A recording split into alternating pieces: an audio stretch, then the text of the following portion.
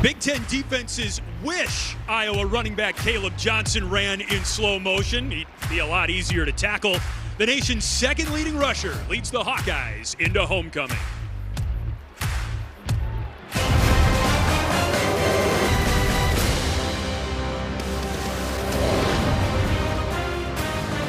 Football on the Big Ten Network is powered by Unleaded 88. Iowa is back in black. It is a glorious fall day at Kinnick Stadium, but don't call it picture perfect just yet. Only one of these teams is walking out of here with a win today, and its season back on track.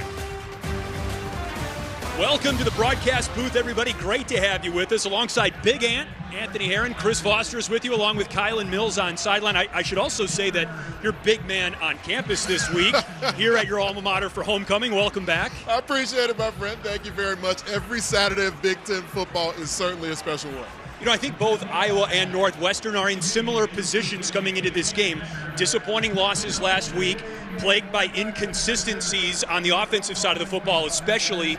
Where does each team need to go from here after last week's loss? I think your assessment is more than fair. You even think back to 2 weeks ago. I mean, both programs were coming off probably their best performances of the season, dominant wins that they had.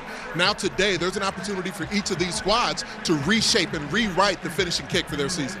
Year 3 in this program, as you know, is a big year development-wise, and we've seen running back Caleb Johnson take that step in a big way. What a special season he's having. He has become one of the best playmakers in college football, just a preeminent combination of size and speed in the Big Ten Conference. He's got the type of combustibility that can ignite a football stadium on any given snap at about 230 pounds. One of the things that's really enhanced about his game, because he showed up very physically developed, but like that year 3 mantra we've been talking about here, he's been able to enhance his maturity, the way he runs the ball, slow to it, fast through it. Already over 1,000 yards rushing this season through 8 weeks, and he has some pretty impressive company this year if you look at other recent Big Ten 1,000-yard rushers at this point in the season. All right, on the Northwestern side of things, they are very banged up on the injury front. For a little bit more on that, let's go down to the field and check in with Kylan Mills.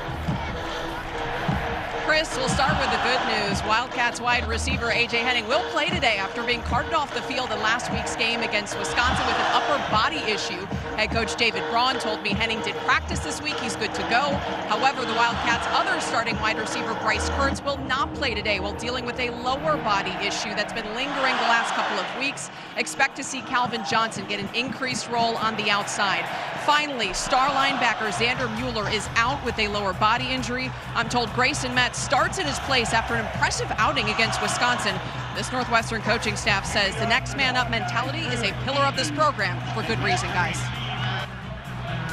All right, Kylan, thank you very much, and glad that there is some good news to report on that front for David Braun's team. Here's Kirk Ferentz, just 5 wins shy of tying Ohio State coaching legend Woody Hayes for the most wins as a Big Ten head coach. Picked up his 200th win a couple of weeks ago right here in a win over Washington. We are underway with a kick by Drew Stevens nearly through the end zone. It's 1st and 10, Northwestern from the 25. Jack Lausch is making his 6th start as Northwestern's quarterback this season. 3 starts where he's thrown for over 200 yards. The other 2 against Wisconsin and Washington in particular haven't been quite as crisp. And a young football player, an inexperienced starter as a quarterback, but you see the physical attributes that Jack Lausch brings to the table. That mobility is a huge factor in whether or not Northwestern can have early success. You saw his rushing numbers as well. That's another element to Lausch's game. The first down carry to Cam Porter. A 2-yard pickup, and it's 2nd down. Looking at the Northwestern starters, you heard Kylan give the injury report. It's great to have A.J. Henning in the lineup again after a scary injury in the first quarter of the Wisconsin game last week. It's a banged-up offensive line, in particular in the interior, but they do get guard Josh Thompson back, and that is good news. 2nd down for the Cats. Lausch's first throw of the day is caught by Frank Covey, who breaks a tackle and gets to the 40-yard line, a 1st down Northwestern. And missed tackles were something that really hurt Iowa last week. And amongst a young secondary, Deshaun Lee has a good amount of experience on the outside. And that's one of those things that the Phil Parker defense tends to set itself up for. You play some off-man coverage, but when you allow them to catch the football in front of you, the most important aspect of that is to come up and finish the play with a tackle. Deshaun Lee wasn't able to get that done. 12-yard gain for Northwestern, and a good start to this drive with a first down. Lausch flushed by Deontay Craig. Pass is complete. Room to run into Iowa territory. A.J. Henning with another big gain for Northwestern. Deontay Craig is a defensive end. He's a player that moves well, but your angle has to be a bit different when you're facing a quarterback that can run like Jack Lausch. The contain aspect of Craig's responsibility there, not maintained. Passing plays of 12 and now 21 yards for Northwestern on this drive. Great start. First and 10. A little razzle-dazzle. A.J. Henning's in trouble. He's dragged down by Ethan Hurkett. A huge loss on the play, and Iowa's defense with a big stop. You could see the pursuit angle of Ethan Hurkett actually adjust as he began to pursue, because A.J. Henning is as speedy as any playmaker in the Big Ten. But Hurkett, as a defensive end, starts to get a sense for not being able to just track down completely from the backside. That slight adjustment in his pursuit angle was able to enhance not only the way he could make the tackle at the point of attack, but the fact that his athleticism showed up enough. Well, this is what Northwestern has to avoid. Second and long, getting off schedule here. Jack Lausch on the quarterback run. Makes up a lot of that lost yardage. It's third down coming up after the tackle made by Quinn Schulte. 14-yard gain. Iowa's starters defensively, a unit that returned 8 of 11 starters from the 4th-ranked defense in the country last year. We already saw some pressure in the backfield from Ethan Hurkett. Jay Higgins is the Big Ten leader in tackles, and Sebastian Castro is back. A huge presence in the secondary for Iowa. He missed the Michigan State game last week. It's third and short. Marshall Lang, the tight end, the motion man. Porter met at the line of scrimmage. He picks up a yard, and it's 4th down. We've seen Aaron Graves as a sack artist so far this season. He's continued to enhance his ability to defend the run. He's what we call a 2-eye, lined up inside shade of the offensive guard, continuing to press against the point of attack. He was able to not only fight off that block, but got into the hole to make the stop. So this is a 50-yard field goal for Northwestern's Luke Akers, who's the punter, but is filling in for injured kicker Jack Olson. And this one is short. A promising start to that drive for Northwestern, but we're still scoreless, and Iowa takes the football for the first time when we come back.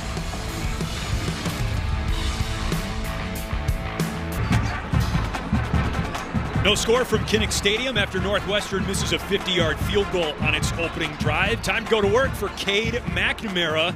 A lot of noise outside the walls of the Iowa program this week after his performance in the first half, especially last week against Michigan State. Head coach Kirk Ferentz says he needs to be more accurate this week, and that's a good start, finding his tight end and favorite target, Luke Lachey, one of the co-captains. Second down coming up. Iowa's starters on offense and first-year head coordinator, offensive coordinator Tim Lester. It's a great offensive line. Tyler Ellsbury filling in at left guard for the injured Bo Stevens for the second week in a row. Here's second down and 7. Caleb Johnson looking for his first carry of the day. Here it is, and Northwestern ready for him. A flag flies in as well, but that was Mac Uline at the point of the tack. It's number 65, 10-yard penalty, first down. Oh, that went on Logan Jones, and it's Tough duty for the center at times, because not only are you snapping the football to the QB, but you want to try to overtake that defensive lineman on the interior.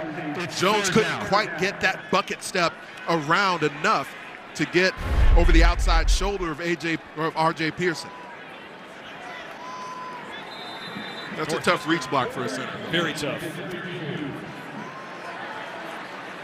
And Northwestern really didn't need the penalty. They decline it. It was a 3-yard loss, and it's 3rd and 10. And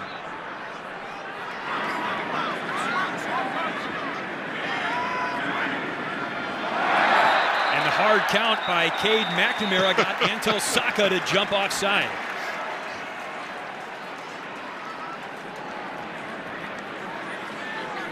Can't get enough of the pointing. Offside in the neutral zone, causing the offense to false start defense number 4. 5-yard penalty, 3rd down.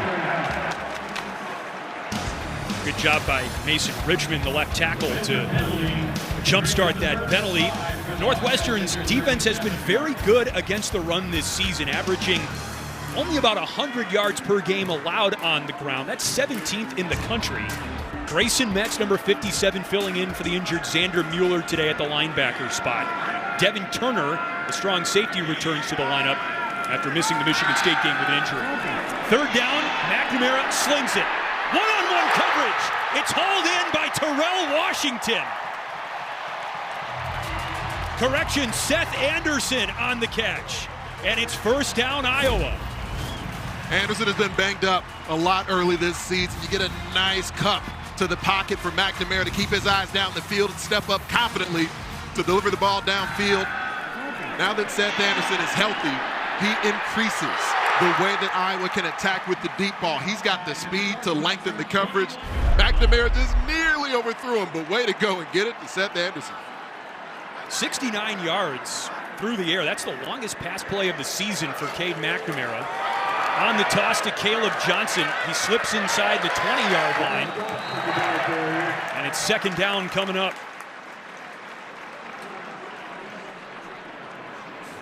It's a bit of a misnomer, Chris, where the viewpoint on really each of these defenses is that all they do is play zone, all they do is play cover 2. There will be man-to-man opportunities on the back end for each of these quarterbacks to try and attack.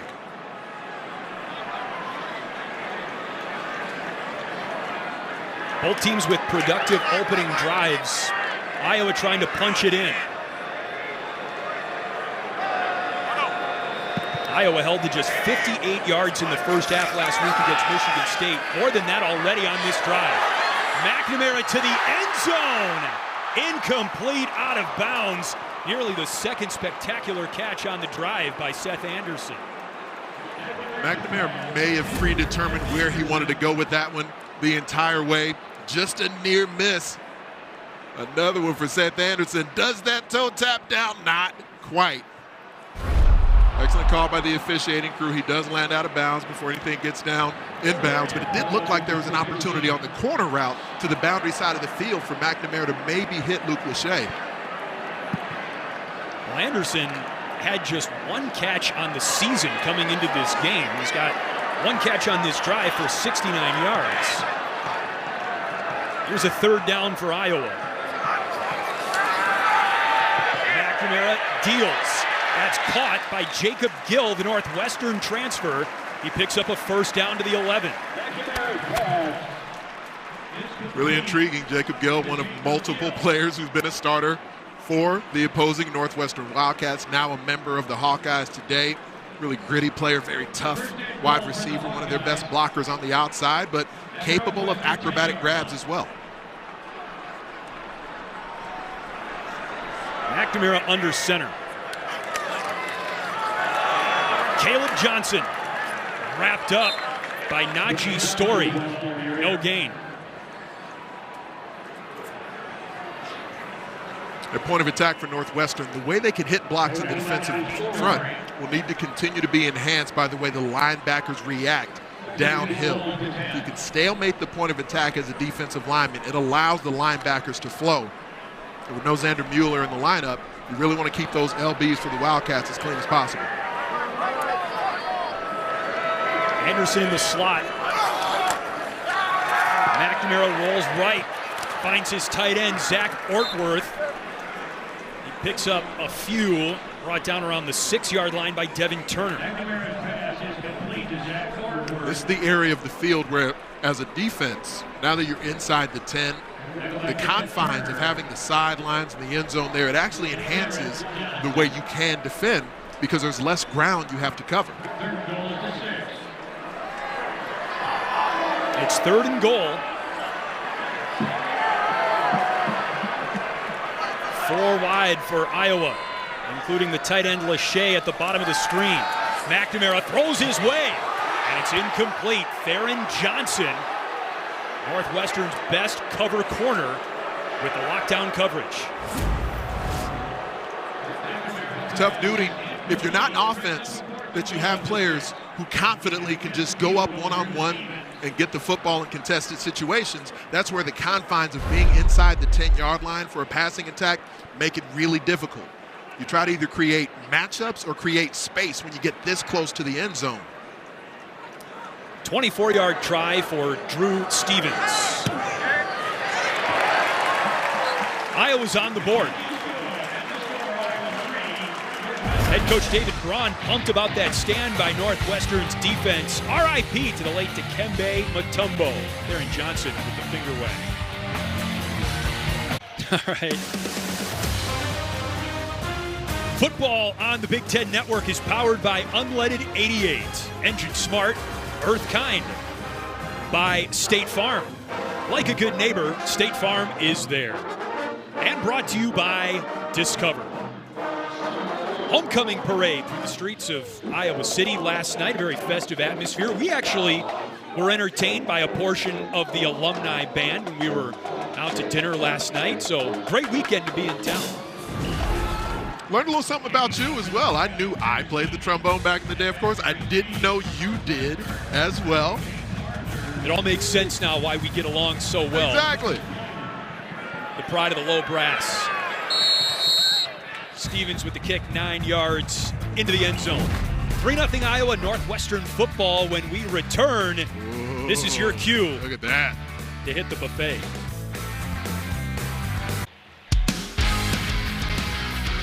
Today's Impact Players are sponsored by Auto Owners Insurance. And Anthony, do you want to explain why Damon Walters in particular is on your list of Impact Players? Well, A.J. Henning, of course, an offensive standout, but Damon Walters, a young player who's really emerged in the secondary for the Wildcats. Luke Lachey at the tight end position. We've seen him involved early for the Hawkeyes. And the return of Sebastian Castro to the lineup for the Iowa defense should pay dividends with the All-American back in there. 1st and 10 Northwestern and Anthony. Damon Walters, a Bolingbrook High School alum like yourself. Also accurate, yes, sir. Bolingbrook Raiders, Raider pride. That swing pass to Henning was caught. The ball was jarred loose out of bounds, but a 1-yard gain on the play. So go Raiders. Henning, remember, took a really hard fall after elevating to try and catch a pass in the first quarter last week against Wisconsin. Just good to see him back on the field. I would imagine, Chris, we'll see some opportunities throughout the day today where Sebastian Castro may end up spying the quarterback position. First carry of the day for Joe Hyman. He's pushed out of bounds by Jay Higgins, and it brings up 3rd down. Castro's normally in the slot as a defender. Sometimes he moves over inside the box, but the activity that he brings to Iowa's defense, it was sorely missed last week for the Hawkeyes against Michigan State. All the missed tackles that they had throughout that game, part of it was certainly about pursuit angles, as we spoke to Phil Barker about. But in the end, there's an attitude that Sebastian Castro enhances the defense with when he's out there. Great to have him back, the grad senior. And now a 3rd down for Northwestern. They were just 2 of 14 against Wisconsin on 3rd down.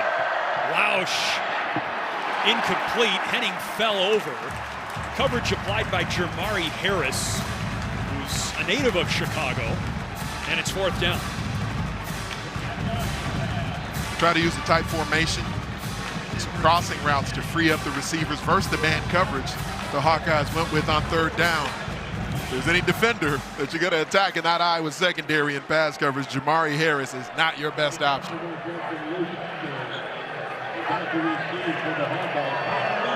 Akers doing what he typically does, punting the football. The dangerous Caden Weegan on the return.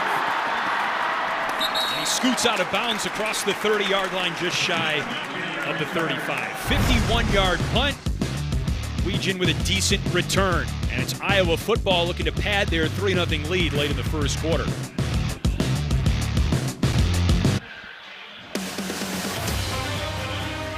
We had Big Ten Tailgate right here in Iowa City this morning, and next Saturday, Big Ten Tailgate heads to Lincoln to set the scene for another spectacular day of football. It will hard to beat this day weather-wise, let's just say that. Fun begins at 10 Eastern, 7 Pacific, only on the Big Ten Network and the Fox Sports app. I don't think Hawkeye Elvis will be at the Nebraska Tailgate next week, but who knows?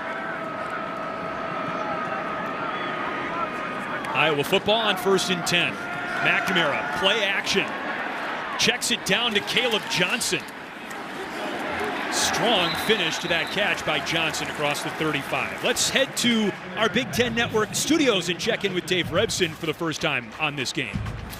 Well, Chris, Ohio State did survive against Nebraska, rallying from a fourth quarter deficit. Quinshon Judkins on the receiving end of this TD pass from Will Howard. Bucks 8-0 heading to Happy Valley next week. We were watching that game, Dave. Yeah, there was a lot of talk about how Nebraska was going to, maybe just limp in there, and Ohio State would be really upset. Nebraska's defense is going to be really upset showing up too. Seth Anderson on the jet sweep, tackled by Damon Walters from Anthony's high school alma mater. Let's head down to the field and check in with Kylan Mills. Hello, Kylan. Hey guys, after Iowa's last offensive drive, backup quarterback and former Wildcat Brendan Sullivan was really focused and engaged, huddled around the iPad alongside Cade McNamara. I'm told there's tons of support within the quarterback room despite incredible competition for Iowa. I'm told McNamara and Sullivan have a great relationship. They're both hilarious, and the offense as a whole has total confidence in both their QBs. Thank you, Kylan. Appreciate it. McNamara on 3rd and 7. Over the middle, great grab by the tight end, Lachey. First down, Iowa.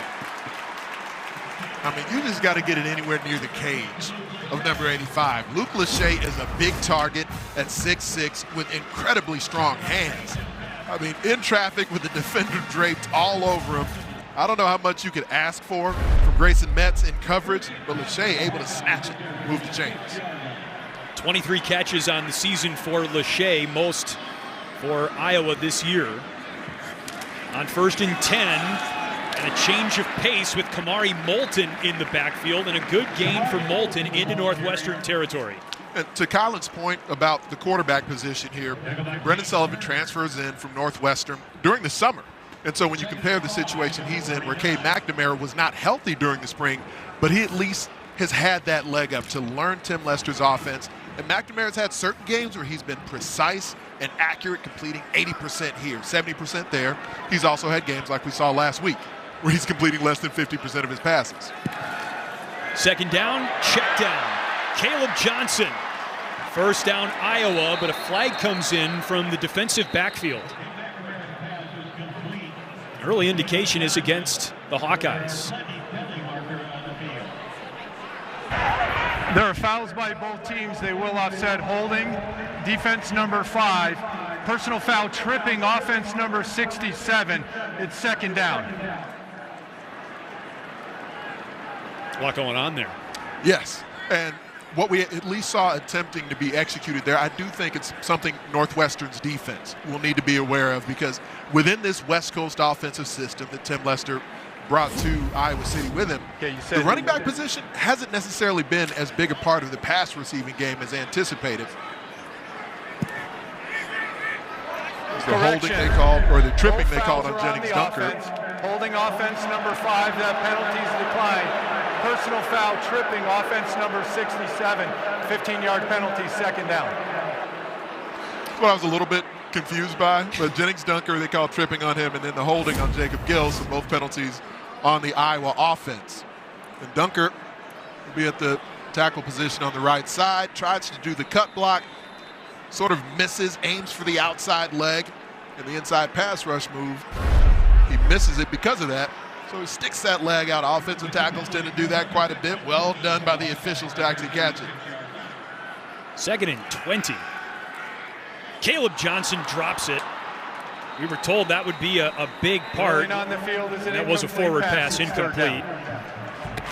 Iowa's offense considers that really a glorified run play, just getting the ball to him in space.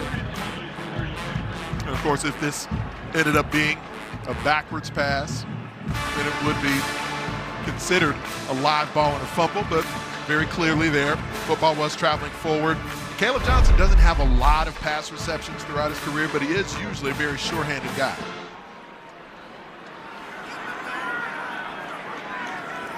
Third and a mile.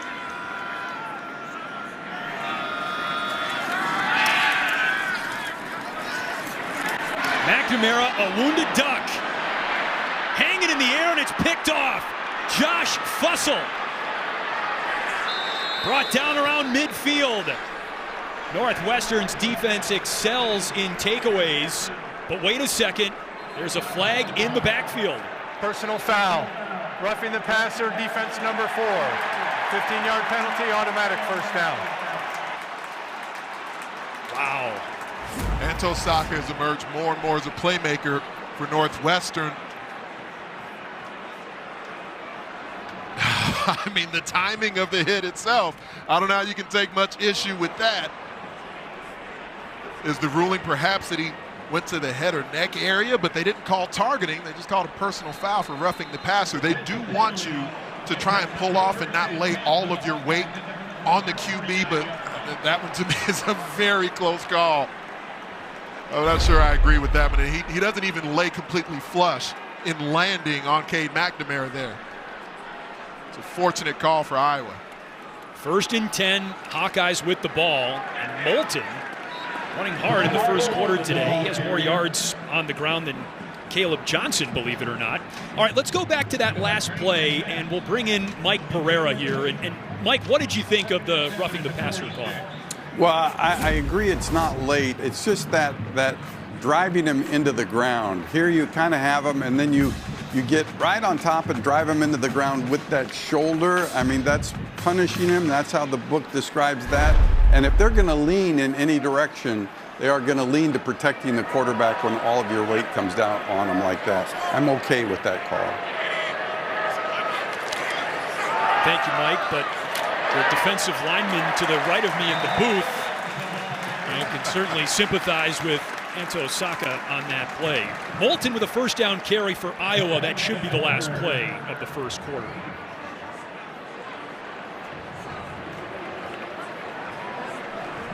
(3-0) Hawkeyes on homecoming.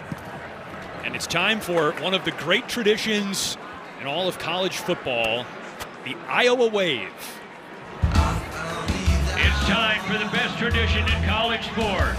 Today's song was selected by our kid captain, Adeline. Let's send our support and encouragement to the kids and their families across the street.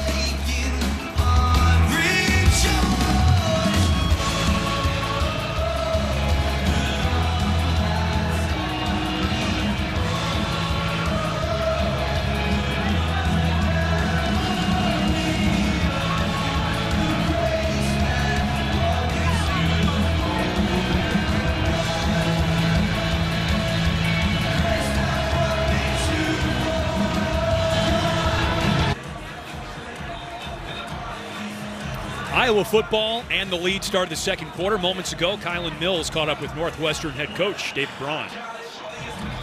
Coach, your defense pretty effectively bottled up Caleb Johnson. Now, how do you get the offense going? You know what? You saw some really good things on that first drive.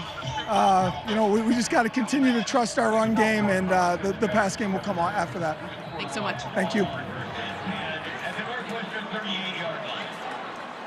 David Braun's already lost his voice. We're early. It is loud down on the field. McNamara, the give to Caleb Johnson, and Northwestern has been ready for Caleb Johnson, the nation's second leading rusher. Najee Story with his second tackle of the game. It's fantastic penetration from Story. on the interior. Against any form of zone blocking scheme, when you can get a quick crease into the backfield and they're on movement for Northwestern, which they're not necessarily known for, but when you can make sure you stay within your gap, when you're on the move and you have that zone blocking scheme coming across your face, that's fantastic execution from Story. How about Northwestern's defense holding Caleb Johnson to no yards on 4 carries? McNamara, that pass was behind his tight end Lachey and nearly intercepted by the Northwestern linebacker Grayson Metz. Caleb Johnson second in the country with over 1,000 yards rushing, only to Ashton Genty of Boise State. Also second in the country in rush yards per game and 13 touchdowns on the ground alone. Tied for 4th in the country. He is having a magnificent season, but has yet to really ramp up here today. It only takes a moment, though. That's true. 11th play of the drive.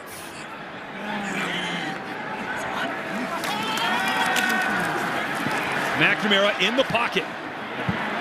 Throws it out of bounds. Zach Ortworth was the intended target. Turner in coverage, and it's 4th down. Solid protection, had to climb the pocket vertically there. No receivers really open in the pass pattern. Well defended on the back end from the Wildcats. See that motion there from David Braun signaling punt safe. Wanted to make sure his defenders will stay on the field. Be prepared for any potential fake for Iowa from this field position on the +40. Reese Dakin with the end-over-end punt.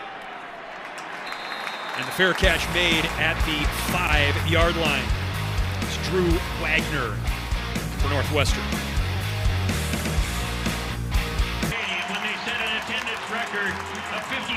The Iowa women's basketball team being honored on the field moments ago, and there is the legend Caitlin Clark with some bling on her hand, Big Ten tournament championship rings, and there is her coach, another Iowa coaching legend, Lisa Bluter, who of course retired after last season.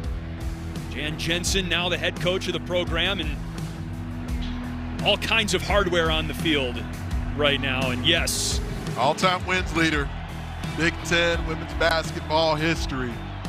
Phenomenal run for Lisa Bluter. Receiving her well-deserved flowers here at Kinnick Stadium. All right, it is Northwestern football deep in their own territory. 1st and 10 from the pistol. Lausch gives to Porter. A couple of yards on 1st down. Getting a bit of movement there on the interior. Northwestern's offensive line. Saw last week, late in the first half against Wisconsin, Jack Lausch dropped back to pass, ended up getting sacked for a strip fumble. That led to a Badgers touchdown late in the first half of last week's game. It's part of the conversation for David Braun, his offensive coordinator, Zach Lujan, throughout this week with these backed up scenarios. Pretty loud in here on 2nd down. Lausch pass is caught over the middle. Jay Higgins with the instantaneous tackle on Calvin Johnson Jr. Kylan, you've got a little bit more on the crowd noise and how Northwestern prepared for it this week. Chris, it is incredibly loud down here at Kinnick Stadium. However, the Northwestern coaching staff tried to prepare this group by playing crowd noise over the speakers as loud as possible at practice while practicing indoors. Offensive coordinator Zach Lujan says they actually broke the speakers at one point. Lujan also tried to stress the players by running around screaming, which is out of his comfort zone, in order to get them ready for this environment. Wow. Well, Cam Porter on 3rd down and short picked up just enough to move the sticks for Northwestern. Nick Jackson with the tackle. It is awfully hard to score against the Hawkeyes in any quarter, but no one has scored against the Hawkeyes at Kinnick Stadium in the first quarter of this season. I mean, it was a marginal gain for Cam Porter on that run, but it was a great physical run behind his pads, moving the chains for the Wildcats. Good attitude run.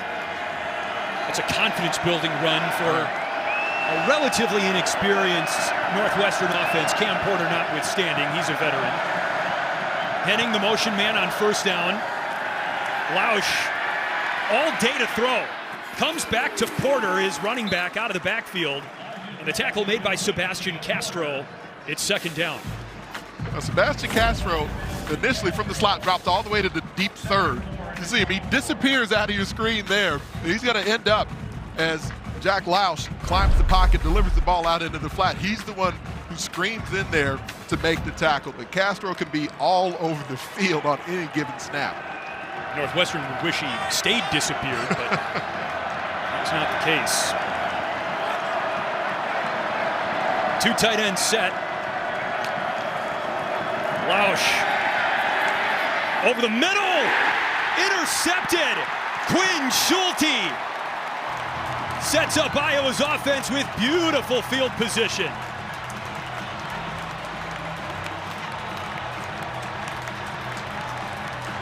Schulte's second pick of the season. Ill-advised decision from Jack Lausch. He's rolling left. He's got Jay Higgins in his face as he extends the play laterally, tries to throw back across his body over the middle of the field.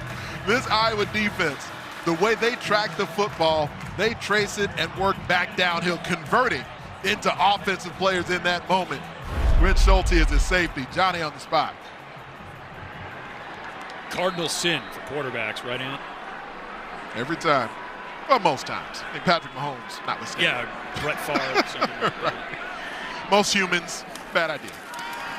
Caleb Johnson on the first down carry. He's wrapped up first by Mac Uline, and he has help.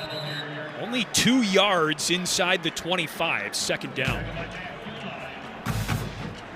We've seen Northwestern's defense frequently enough this season. You know, for the most part, Jack Lausch has protected the football well, but there's been times where the Wildcats defense has been put in disadvantageous scenarios by their offense. They've responded well throughout the year for the most part.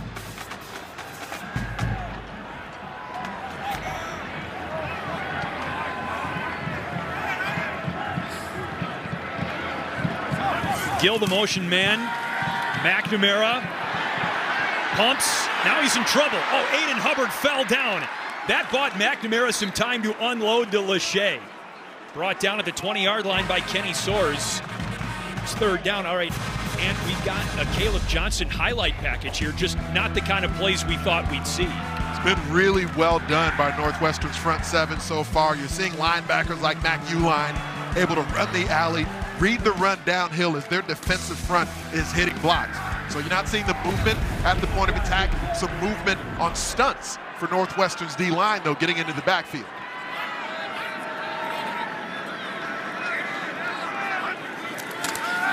Third down, McNamara, that's intercepted.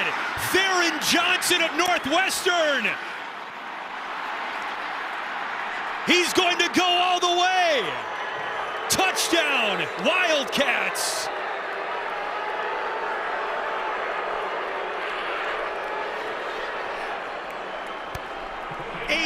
Four-yard return to the house.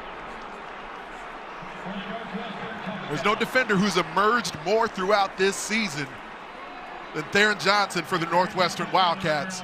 He's been a talented player throughout his career up to this point, but he has become a playmaker for David Braun's defense.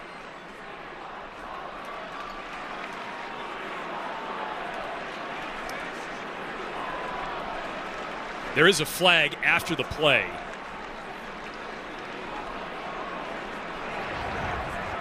After the play, unsportsmanlike conduct, intercepting team number 10, his first of the game. The 15-yard penalty will be enforced on the kickoff.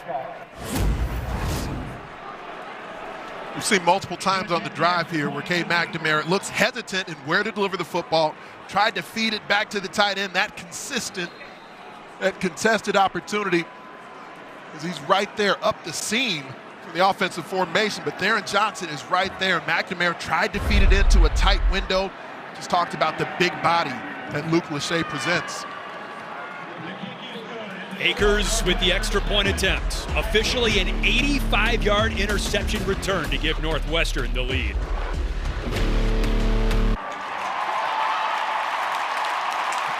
Theron Johnson on the left with the first Northwestern pick 6 since 2017. 85-yard return to give Northwestern the lead on the road. It's the type of response that we were just talking about during that drive. Iowa able to get an interception with the ball in scoring territory. The Wildcat defense, led by Tim McGargill, with a defensive-minded head coach, and David Braun able to respond. Remember the kickoff from the 20 because of the penalty for excessive celebration on Theron Johnson. Here comes Caden Weegan on the return. Dangerous return man. And Iowa sets up shop at the 45-yard line.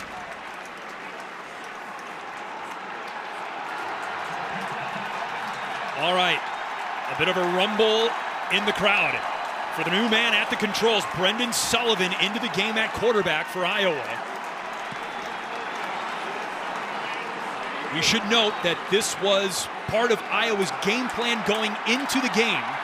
This is not a reflection of Cade McNamara's performance so far today. Sullivan was going to get a drive in the first half today, no matter what.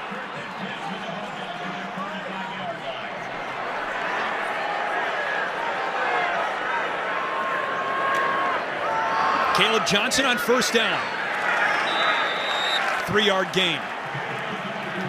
And by the way, Anthony, Brendan Sullivan is a Northwestern transfer. So he is another player who's formerly a starter with the Wildcats here, playing for the Hawkeyes at the quarterback position. He's infused life in the red zone package for Iowa football so far this season. But like we referenced earlier, he's still been learning the system. He's a few months behind Cade McNamara in that regard, and it has shown up in some game scenarios. Sullivan's first pass of the game will have to wait. He scrambles out of bounds 1 yard into Northwestern territory. 3rd down. So, I mean, of course, when an offense is struggling, we know all throughout the football world, the backup quarterback is always the most popular guy for an offense that sputters at different points throughout the season. In this case, Brendan Sullivan, he has shown himself as a proven Big Ten commodity. He started a number of games for Northwestern. I've called games here on the Big Ten Network where he's had huge passing performances, put up rushing touchdowns. He hasn't been able to maintain consistency throughout his career either. Caleb Johnson moving around the backfield. 3rd down try here for Sullivan, and the pass is caught by Anderson. Good tackle on the spot by Braden Turner. And it is 4th down. Sullivan makes a quick decision, gets the football out of his hands, throws an accurate pass. We were talking about tackling from the Iowa defensive perspective. There, a nice one-on-one tackle secured by Braden Turner to make sure it happens short of the sticks. In plus territory here, I would imagine maybe some thought given by Kirk Ferentz to go for that. We've already seen a successful punt and pin on a previous series in this half, though. Timeout Northwestern, their first of the half. 30 seconds. Okay. 30 seconds to think things over.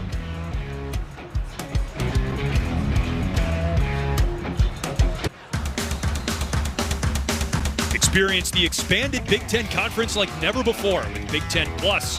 Stream thousands of non-televised live events across the Big Ten, plus enjoy next-day game replays for every Big Ten game. Subscribe right now at BigTenPlus.com. Reese Dakin's punt for Iowa goes out of bounds. A gorgeous coffin corner kick at the 6-yard line.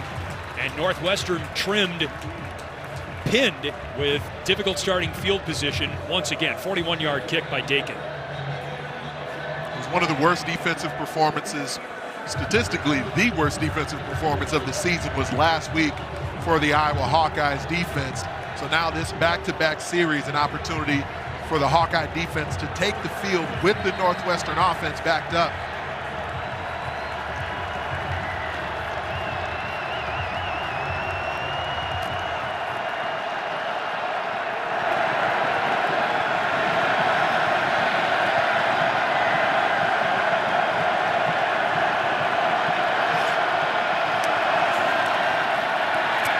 Lausch in his end zone!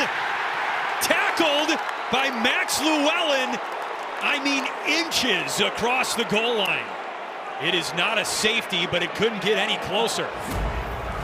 Where did the knee come down of Jack Lausch? As Llewellyn makes his pass rush move, Lausch pumped it once and then twice. Then the sack happens. As his knee comes down, where's the football at?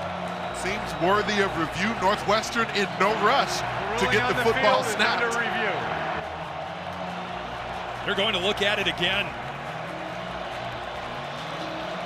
If they rule that his knee comes down in the end zone, that's not the only thing this is about. It's about the position of the football, and if the football itself is still viewed as breaking the plane of the goal line. So yes, the contact from the defender is there as he's in the end zone, but does Jack Lausch fall forward out of the end zone before the knee comes down? Does the football break the plane and get him out of the end zone before he's ruled down by contact?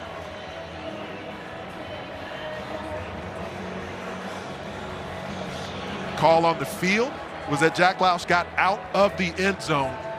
At what point does the knee come down? They can use multiple camera angles to try and piece this together to determine definitively where they feel like the football was at. Northwestern took a safety last week against Wisconsin.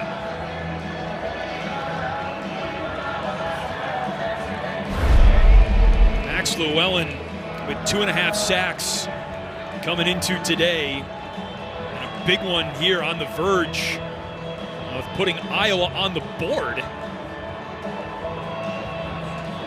Mike Pereira, your thoughts on this play?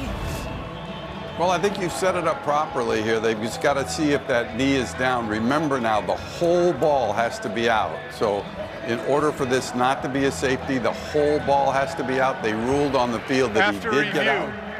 The runner's knee was down with the ball in the end zone. The result of the play is a safety. And it's exactly what I was going to say, what Chris Coit just said, that the knee, they were able to get that shot that the knee was down. Mike, fantastic pass rush from Max Llewellyn to be able to turn the corner. And we've said it the last 2 series that Northwestern's been backed up like that. The decision, it's one thing to have trust in your offense. You're facing a very imposing defense. The pass rush for Iowa, able to get home against an inexperienced quarterback, now back-to-back weeks. A turnover for the Wildcats in their own end zone. Sometimes Iowa's best offense is its defense. Historically, we have certainly seen that story before. And a little under a year since Iowa last registered a safety. And they're getting the ball back as well. Still down 7-5. And that not precisely the same scenario from last week, but it's a backed up scenario for your offense. A little discretion may have really been fitting in that moment for Northwestern to trust the run game. We've heard David Brown talking about that a lot in recent weeks. Akers kicks it to Weegan, who leads the country in combined kick return yards for both kicks and punts. And he spins his way out of bounds around the 40-yard line. Dave Revson in Chicago has an update on the Illinois-Oregon game. Yeah, Oregon is rolling early in this one, guys. Dylan Gabriel has thrown for 2 scores. He runs for a 3rd here. It's 21-3 Ducks at Autzen. It's a big ask for Illinois today to take on the #1 team in the country on the road. Brendan Sullivan under center for his 2nd drive at quarterback. Old reliable Caleb Johnson wrapped up around the knees by R.J. Pearson.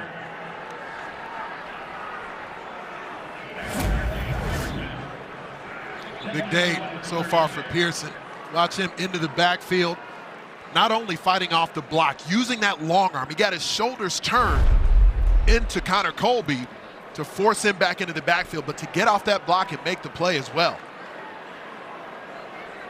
Loss of 2. 7 carries, 4 yards for Caleb Johnson today.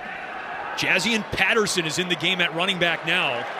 And Sullivan's pass over the middle is caught by the tight end, Ortworth. U-line the tackle, it's 3rd down. And our anticipation is that this certainly has the potential to turn into a QB rotation for the Iowa offense. Just throughout the game today, the results that Brendan Sullivan gets while he's in there, that Cade McNamara gets while he's in there, will end up telling the tale of who gets more extended action.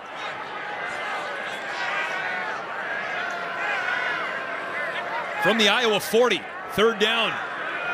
Sullivan pursued by Sean McLaughlin. He escapes, but is cut down at the 45-yard line short of the 1st down marker. Coco Azuma, the 6th-year senior, with the tackle. Pocket clean at first. Sullivan starts to extend the play laterally, just narrowly. Gets out of the outstretched arms of the defender, Sean McLaughlin. Not able to move the chains with that athleticism, though. That is anticipated to be an aspect of Brendan Sullivan in a QB that'll be beyond what they get from Cade McNamara, his running ability.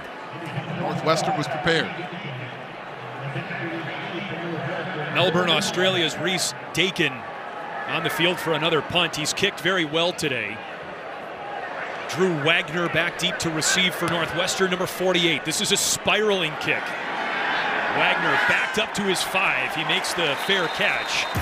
The 3rd straight drive for Northwestern starts inside the 10-yard line.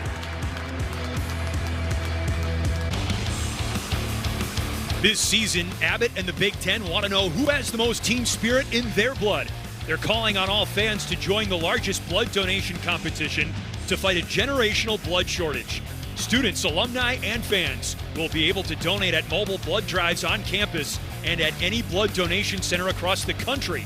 Sign up today at big10.org/Abbots. 1st down from deep in Northwestern territory. A familiar spot for the Cats. Joseph Hyman, nowhere to hide. Aaron Graves buries Hyman inside the 5.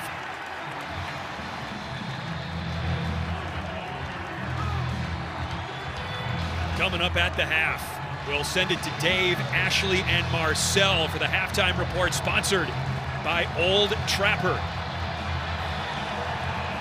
Jack Lausch is one of Northwestern's best ball carriers. So it doesn't necessarily have to even be a handoff to the running back to allow the run game to try to be accentuated. Hyman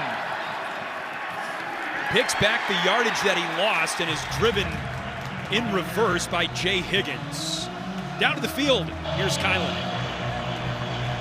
Northwestern offense continuing to try to find a rhythm, but I'll tell you what, guys, down here on the sideline, they went absolutely nuts after that Theron Johnson pick 6. Running back Cam Porter was grinning from ear to ear. Head coach David Braun says at times the confidence of this offense wavers when they're not producing, but the defense always believes they set the tone here today. Thank you, Kylan. Defense setting the tone on both sides of the football. 3rd down, Hyman. Very elusive maneuvering, but he's brought down well short of the 1st down. Ethan Herkett finishes him off. No, it's not going to move the chains. It doesn't pick up a 1st down, but it does gain some yards to get your punt team away from the end zone a little bit. You don't take a sack for a safety or a sack for a fumble that leads to an opposing touchdown. That, to me, is the proper way to handle the scenario they're in. That close to the end zone on 3rd down. Be a little bit discreet with how you operate on offense. Now you have a chance to punt and flip the field.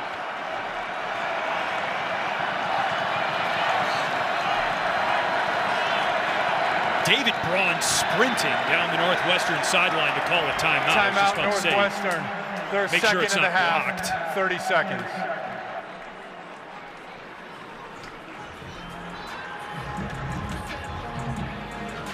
A blocked punt really wouldn't be that surprising based on how this game has gone so far. Follow at B1G Football right now on X, YouTube, and Instagram and get immediate access to the best highlights, features, and teams you love. Don't wait any longer. Follow at B1G Football on social media right now.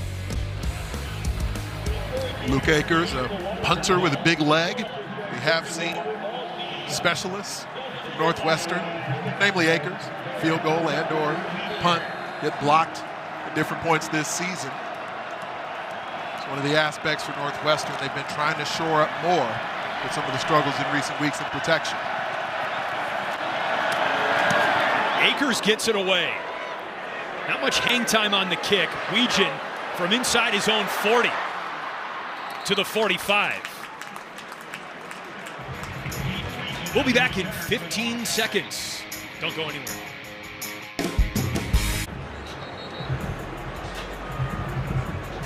Just out in front of the 2-minute timeout. Here's our star comparison sponsored by Zales. Caleb Johnson going into play today was just a little bit off the pace of Sean Green's magnificent 2008 season for the Iowa program record in rush yards and rush touchdowns. Sullivan's throw in the direction of Seth Anderson incomplete. He's well off the pace now because Northwestern has yielded virtually nothing. Johnson with just 4 yards rushing today through nearly one full half. On 7 attempts, the movement of Northwestern's defensive front. We checked out that Michigan State film from last week. Saw some of the darting around the games and twisting that the Spartans were able to get into the backfield with. They're showcasing very similar tactics. Sullivan, quarterback draw across the 50-yard line. Tackled by Michael Kilbane. 2-minute That takes us to the 2-minute timeout. 3rd down and short for the Iowa offense when we come back.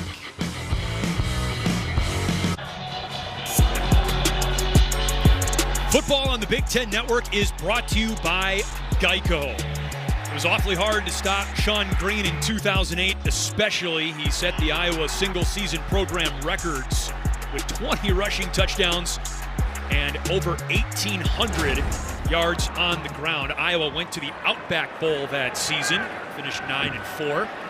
Sullivan through the hands of his intended receiver, Jacob Gill, and it's 4th down. Came out hot. Brendan Sullivan a little bit late, a little bit behind. That tip pass, frequently enough, ends as an interception. The two teammates at both Iowa and Northwestern can't connect on that pass. Seeing indecision from both quarterbacks for the Hawkeyes right now. For the most part, clean pockets more frequently than not. Dakin kicks to Wagner. What a beautiful kick by Dakin. It checks up and is covered up at the 5-yard line, a 43-yard punt. Touchdown on the play by Xavier Wampa. Tory Taylor-esque homecoming.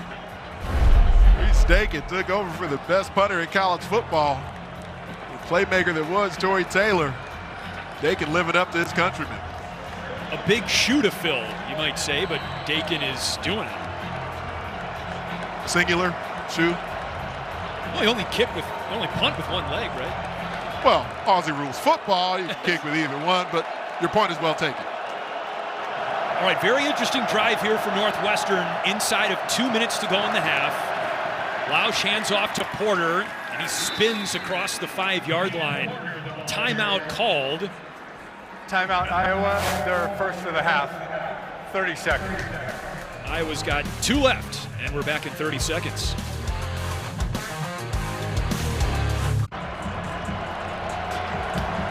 And this situation calls to mind the end of the first half against Wisconsin for Northwestern. The offense was pinned deep in its own territory, made some play calls that maybe they would do differently with hindsight. Very aggressive approach last week and earlier in this game. Zach Lujan, the offensive coordinator. Porter wrapped up off the right tackle shy of the 10-yard line. And I think it's worthy of remembering. Timeout, Iowa, they're second in the half. Second season as the head coach for the Wildcats. Zach Lujan hired in So his first time calling offensive plays at the major college level. That dynamic between head coach, defensive-minded head coach, offensive coordinator coming in here, there's still some nurturing, some growth and maturing that we're watching play out in real time for Northwestern, just in handling certain situations in game. David Braun, the reigning Big Ten Coach of the Year. A quick note about offensive coordinator Zach Lujan. He's coached at Kinnick Stadium before when he was the offensive coordinator at South Dakota State. Iowa won that game 7-3. 2 safeties for Iowa in that game. They've got one against Lujan's Northwestern offense today, so tough sledding inside Kinnick Stadium for any opposing offense. This is Porter on 3rd down.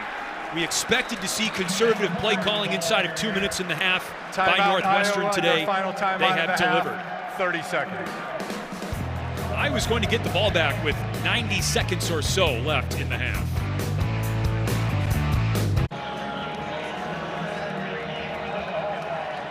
Caden Weegan back deep to receive another punt from Northwestern's Luke Akers.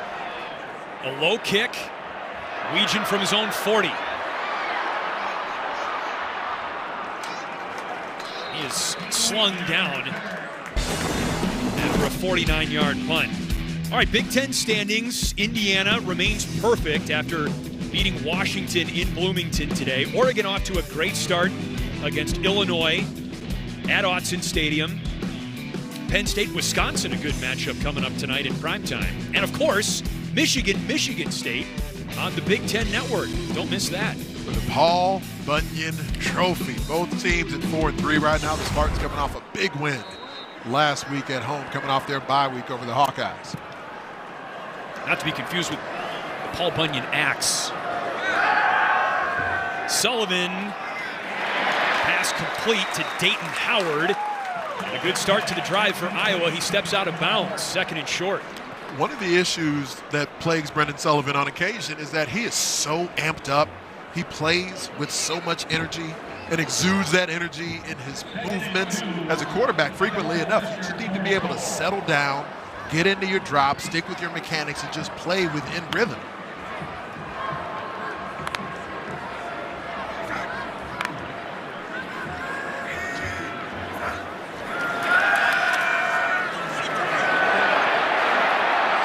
Sullivan runs.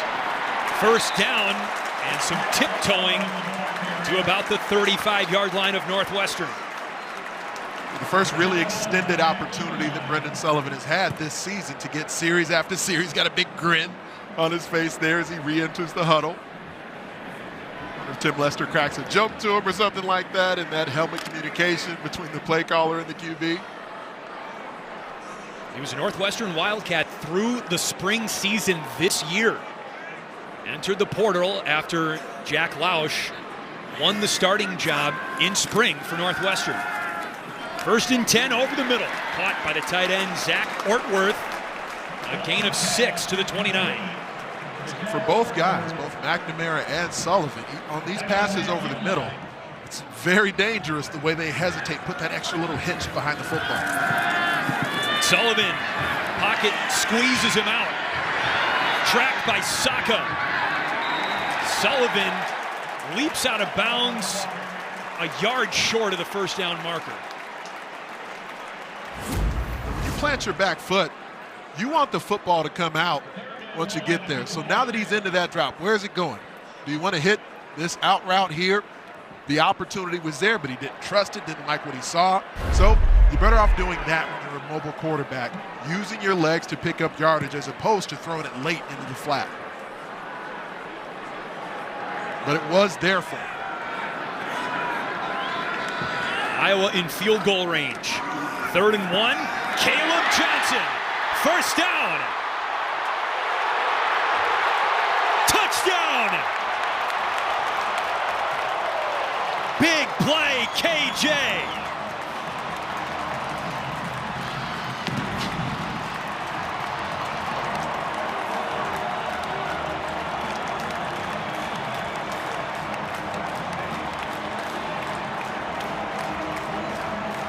Hawkeye Elvis loving it as well. With good reason. We know Iowa does not mind being stubborn with that ground attack. Playmaking ability of Caleb Johnson. Stevens point after try puts a bow on Caleb Johnson's 14th rushing touchdown this season, most in the Big Ten.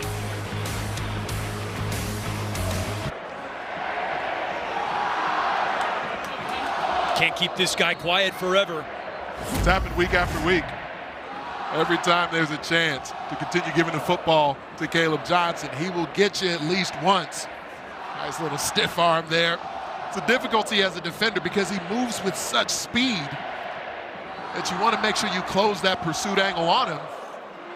Now let's watch Logan Jones working on the inside here. We showed the reach block that he struggled with a bit earlier, but there he's able to watch that entire pile. So that's a part of where the entire Northwestern front seven is moving laterally in concert with where they see that offensive line going. As you see the pile moving in one direction, the linebackers go with it, and then K2 able to summit that Wildcats defense. He runs with power between the tackles. He runs with speed outside the tackles. You could see them both on display on that 26-yard touchdown run to give Iowa a late lead in the first half.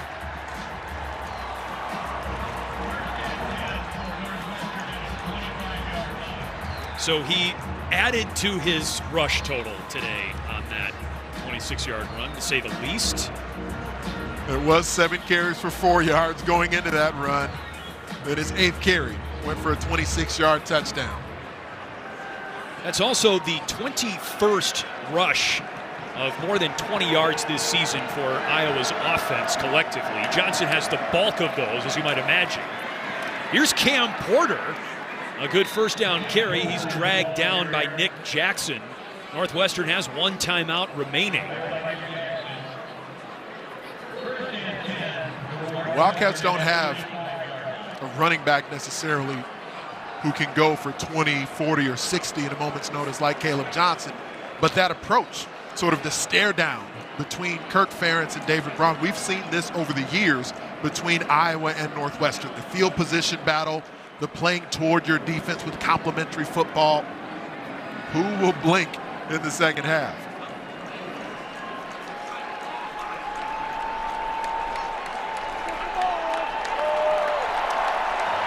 Northwestern content to let the remaining time in the second quarter slip away.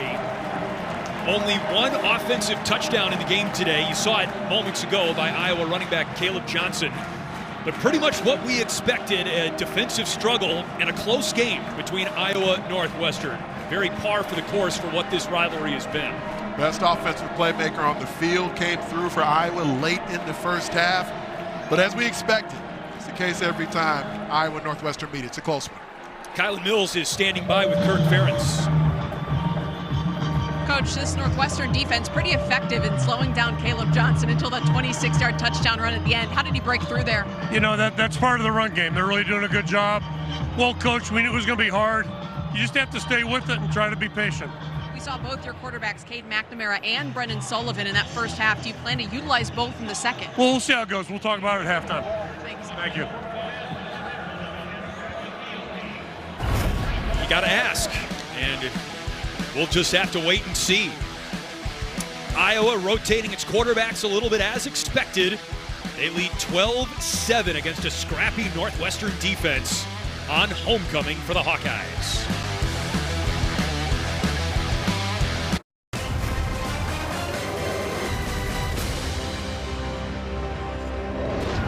Halftime in Iowa City. The Hawks taking the lead late. Caleb Johnson, his 8th straight game with a touchdown run, bouncing off of tacklers and into the end zone to give Iowa a 12-7 lead at the half. As we welcome you in our Old Trapper halftime. Great to have you with us, Dave Revson, Ashley Adamson, Marcel Reese. It has felt like most of the game has been played in Northwestern territory. Really been a game of field position, Marcel, and the dam finally broke there with that Johnson touchdown run. Yeah, Dave, when you're looking at Iowa, you know what you're expecting. You expect really tough defense. They're going to stop the run. You're not really going to get big plays on this defense, but you expect this offense to be a lot more explosive, particularly in the run game.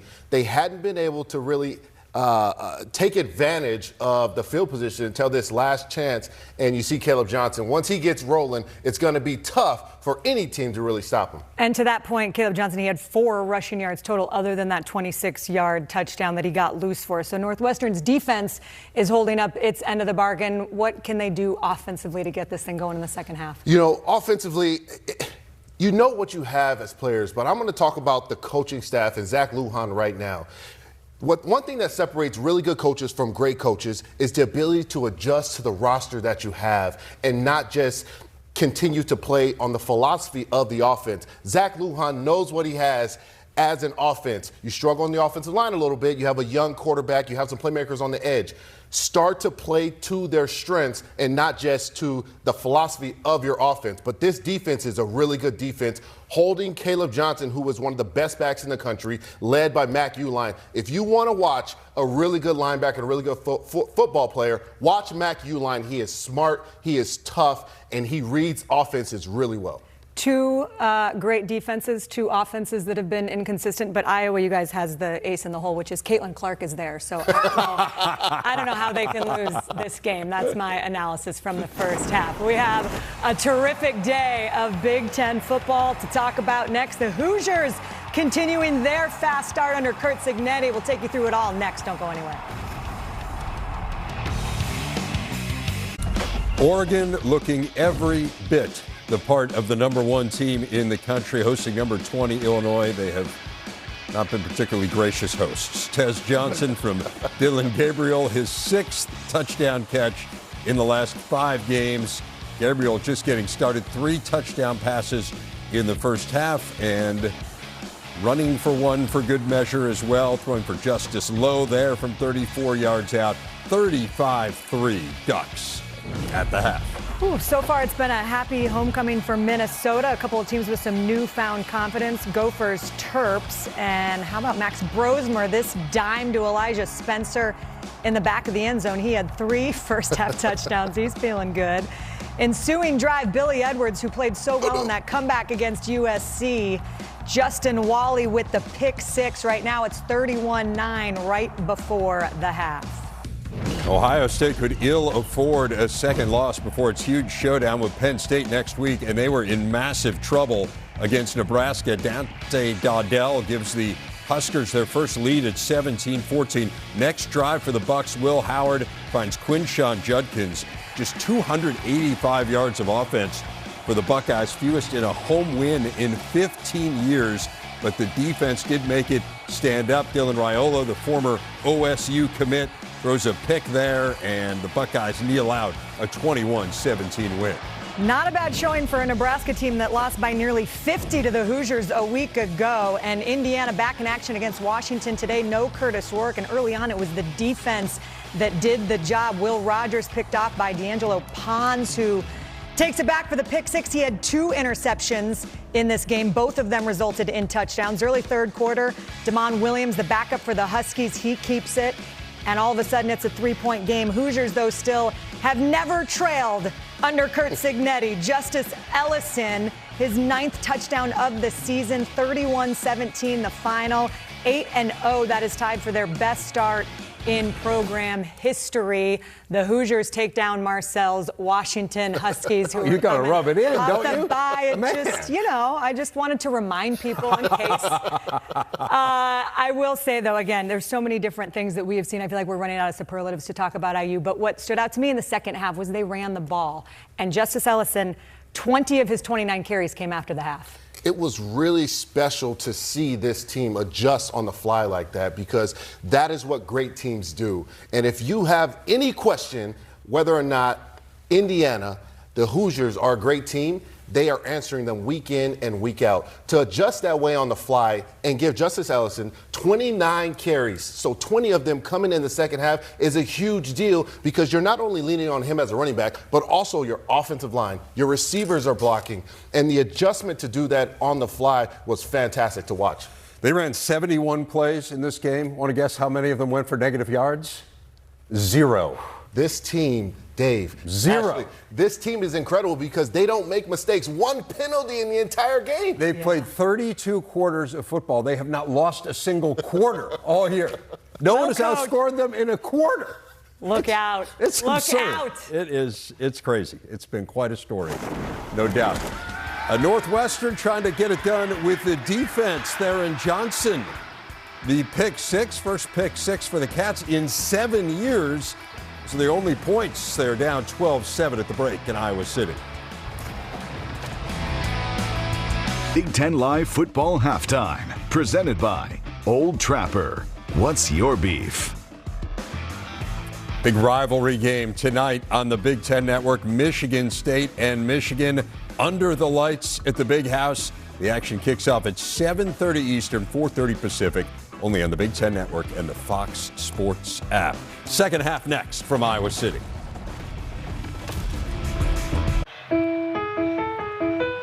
Today's Big Ten Impact Research takes us to Iowa City, where neurosurgeon Brian Delohe and his team have identified an area of the brain that may cause sudden unexpected death in epilepsy, or SUDEP. Researchers at University of Iowa Healthcare found that when patients with uncontrolled seizures stopped breathing, when the seizures spread to this part of the brain, and this continued even after the seizures ended.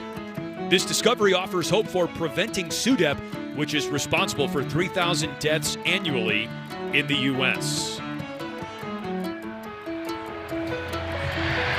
We get ready to start the third quarter from Kinnick Stadium. Homecoming for Iowa.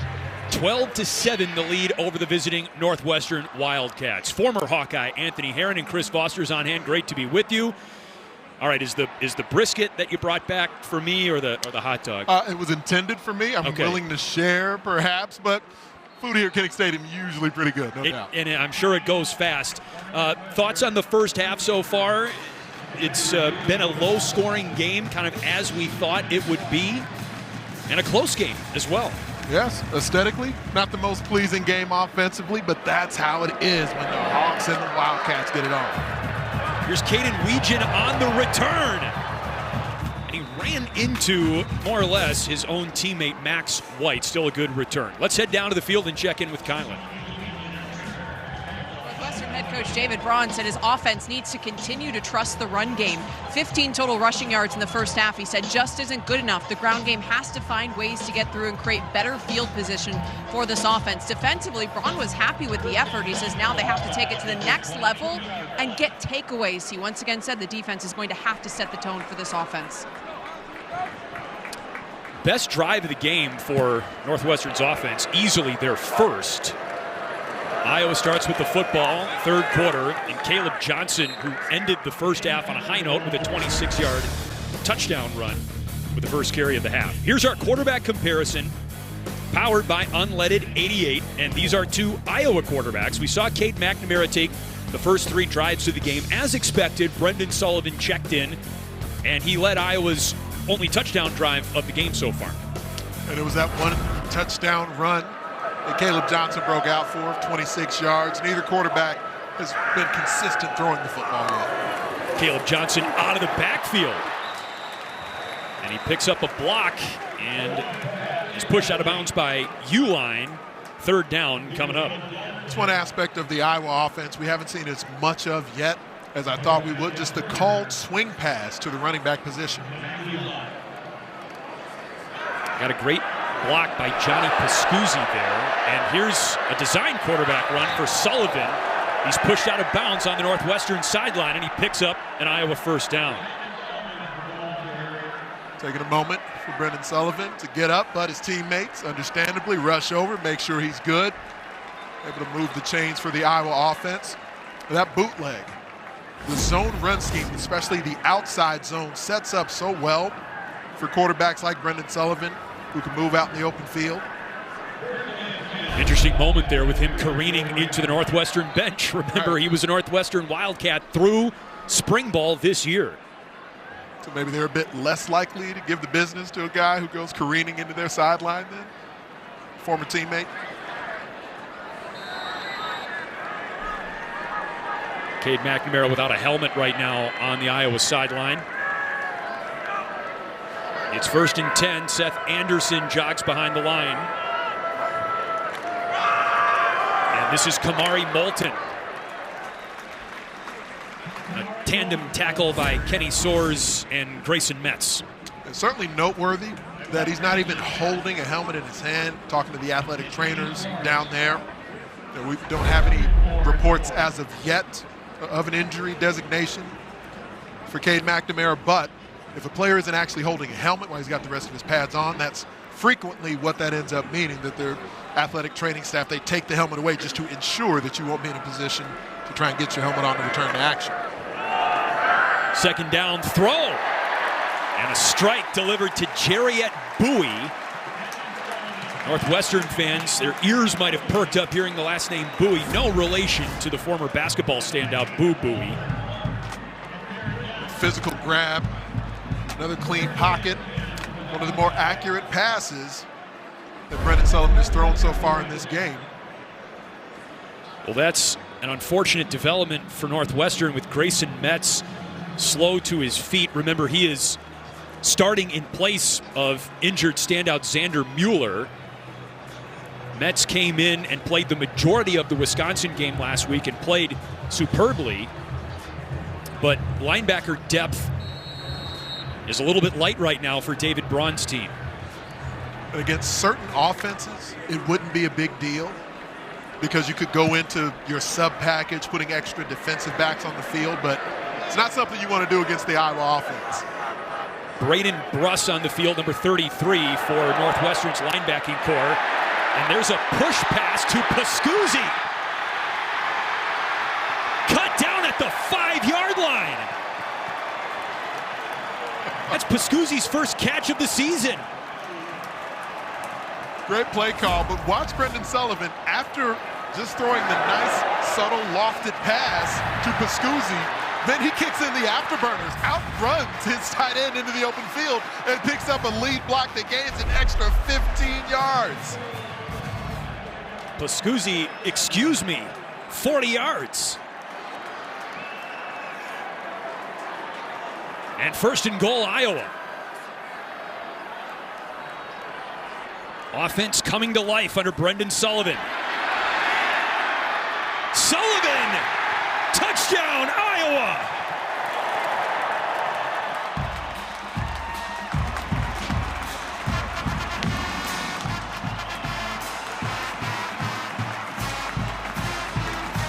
I mentioned when you get inside the 10-yard line, you do what you can schematically to create matchups, to create space. We're seeing the mobility of Brendan Sullivan, able to create space for this Hawkeye offense. Remember, Sullivan has been used all season in goal-to-go situations, so that's his 3rd rushing touchdown of the season. And Stevens boots home the extra point.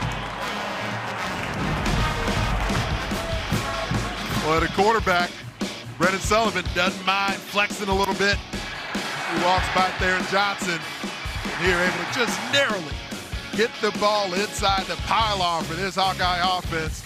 Brendan Sullivan in his first extended action coming through for the Hawks.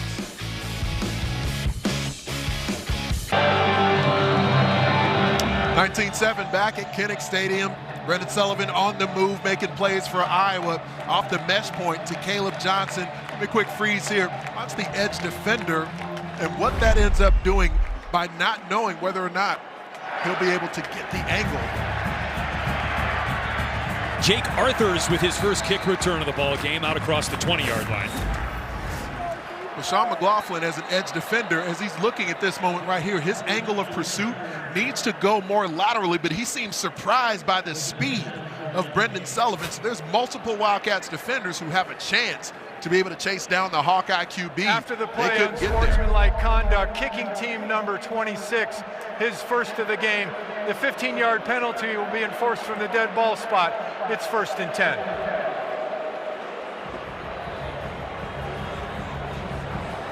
So that's a huge break for Northwestern's offense, which has been pinned deep in its own territory for what feels like the entire game.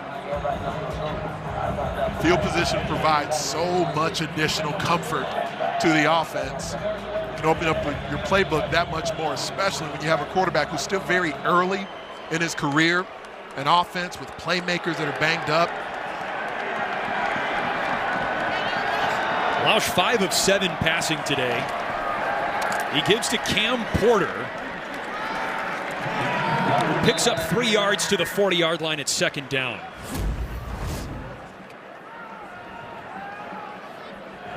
It happened right around there. The flag they end up calling. It's tussling a bit late, and that late swing, they usually get the guy with a bit of retaliation. You cannot swing at an opponent. That's what drew the penalty flag. Imperative for Northwestern's offense to stay ahead of the chains. Coaching staff told us they're more than okay with 2nd and 7 type situations. They have one here. Porter pushed back, but forward progress nets him 3 yards. He's ruled down. It's not a fumble. Let's go down and check in with Kylan Mills. Guys, Iowa quarterback Cade McNamara has been on the sideline without a helmet. I have not seen him talk to any member of the training staff. What I did see is McNamara high-five quarterback Brendan Sullivan after that rushing touchdown. He was the first one out there on the sideline to greet him. Sullivan extremely emotional, fired up after scoring on his former team. Great support from McNamara. 3rd down for Northwestern. Porter out of the backfield, drilled by Jermari Harris. 4th down. Harris came out of his back pedal and knew precisely where Northwestern was going with the football on this snap. Pads popping down there at field level. Let's give it a listen. The big hit. One of the top corners in college football, not only in coverage, but you see the physicality Jermari Harris bringing to the table.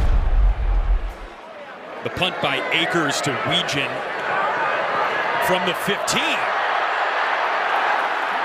Weegan into Northwestern territory.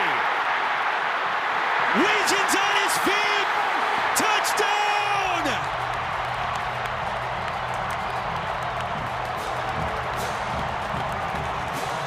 They're going crazy in Kinnick.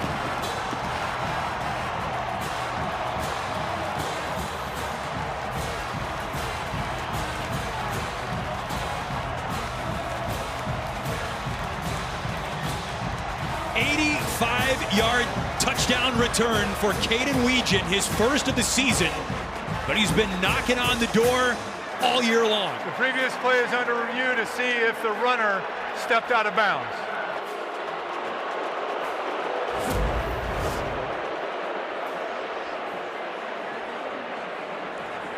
He's certainly close. That right heel is probably the main one that they'll have to question whether or not Caden Weegan was able to stay in bounds. These Iowa fans have watched him throughout the season. A few near misses, looking like a house call was potentially there. But it does have to be clear and obvious. It needs to be viewed as indisputable video evidence to overturn the call on the field. The current call is a touchdown. The next step of the right foot, that right heel, as he's keeping those feet to the ground, the ruling on the film is confirmed, touchdown. Just narrowly keeping those feet in bounds as he heads up the sideline.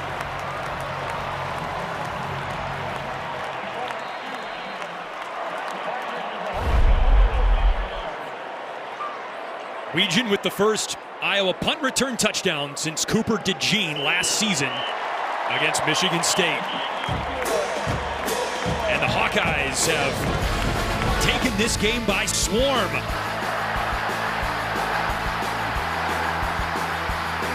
Weegan blows the roof off this place with an 85-yard punt return touchdown.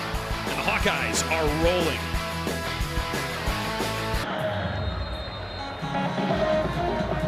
Williamsburg, Iowa's Caden Weegan with the first Iowa punt return since a little more than 12 months ago. Cooper DeJean against Michigan State. The Stevens kickoff produces no return. Former JUCO transfer, Caden Weegan, he shows a lot of courage with what he's willing to field. You get a quick freeze. You see the coverage team for Northwestern has an opportunity to keep a cup around him, but he starts to cycle his way through the coverage team, gets some great blocks. Once he crosses the hash marks and outside the numbers, it's just about speed and dexterity from that point with the fancy footwork up the sideline. That additional little burst that gets him to 6. First and 10, Northwestern. Lausch throws high in the direction of Frank Covey. 2nd and 10. Really haven't seen Jack Lausch with an opportunity to even attempt comfortable passes from quality field position that frequently here. But right now, it's gone from a game that was nip and tuck throughout that entire first half to suddenly Northwestern being down 19 points. 82 yards of offense for Northwestern 1 week after Iowa allowed an uncharacteristic 468 yards to Michigan State. Lausch looking for Covey, and it's out of bounds. 3rd down. As much as we talked to David Braun, he was referencing certain opponents that don't operate well from behind, Northwestern would fit that same description. Now that they're down multiple scores, several scores in this game to Iowa, the likelihood to drop back and pass the ball snap after snap doesn't suit where this Wildcats offense is at. Northwestern led 7-3 at one point after an 85-yard interception return by Theron Johnson. Offense has not scored today. Lausch and Henning looked like he almost fell over, could not get to his feet in time to make a play on that pass. That's the 2nd time Henning has nearly been tripped up by the field turf at Kinnick today. This suits the Iowa secondary so well because then they can go into their cover 3 and cover 4 looks. So their drop will still feel like man coverage, but they can do so with zone eyes and drive on the football. I think he's caught his breath. Caden Weegan, since his last punt return touchdown. Well, I haven't yet, so I would assume he hasn't. Fair.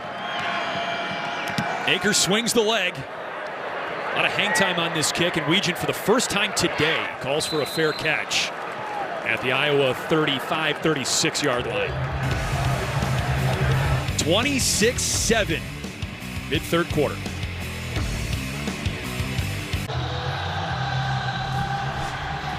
Still to come, what an outstanding day of football on the Big Ten Network. How's this for a nightcap? Michigan State, Michigan from the Big House. Tonight at 7:30 Eastern, 4:30 Pacific. The 3rd time in network history we've carried this game. We are very excited about it.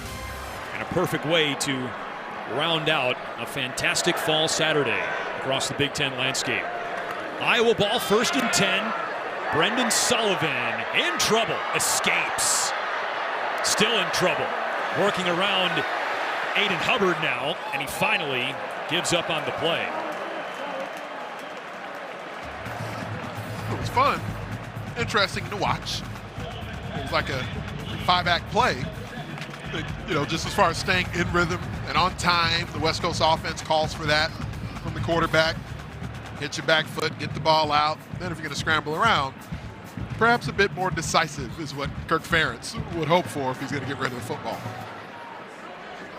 Sullivan has led 2 touchdown drives since coming into the game at quarterback.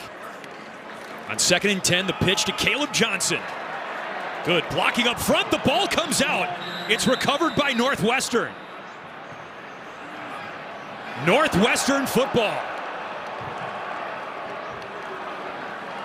Ball was recovered by Damon Walters. Anthony? We haven't seen this happen very much from Caleb Johnson. He seems to still be in possession of the football as that elbow hits the ground, so this one should come back. His elbow and forearm go down while he's still in possession, and then the ball squirts away. The ruling of a fumble recovered by the defense is under review.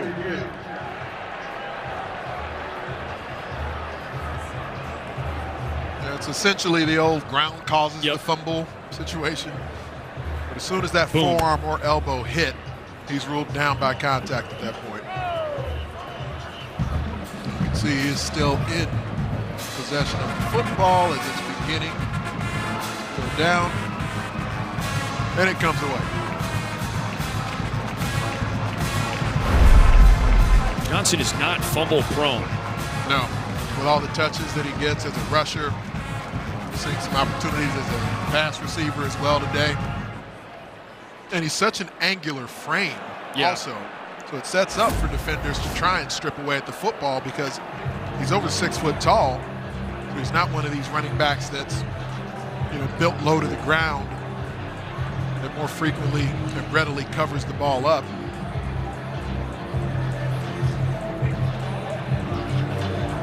We referenced the development of Caleb Johnson earlier, how he goes about things as a ball carrier, and the mentality that he runs with is a part of it. Look at him, he's letting the sideline know, probably trying to let the officials know as well. Elbow is down, that shouldn't be a fumble. I agree, Caleb. After review, the runner's elbow was down with possession of the ball. It's 3rd down, Iowa. But they've been preaching patience with Caleb Johnson, both Tim Lester, our running back coach, Liddell Betts, with the way that they've adjusted the zone blocking scheme a little bit. The willingness to press the hole is a part of it, but a little bit of patience to allow it to set up before bursting through is where he's begun to excel. They want him to take 3 steps straight before he makes his first move in either direction to green grass. Johnson's not on the field right now for this 3rd down play. It's Jazian Patterson.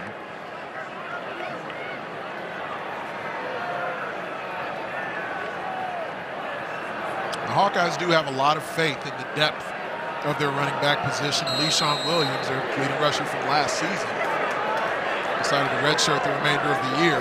Still got multiple guys they feel really good about. Moulton has run well today. Here's Patterson on 3rd down. 1st down, Hawkeyes. It's a different pace for Jazian Patterson when he's in there. He's got a more sleek frame, darts through the holes more quickly than Caleb Johnson does. As he receives the ball, there's not a big crack there.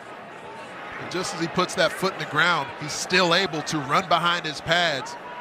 You see that offensive line for Iowa starting to lean on that Northwestern defensive front a bit more.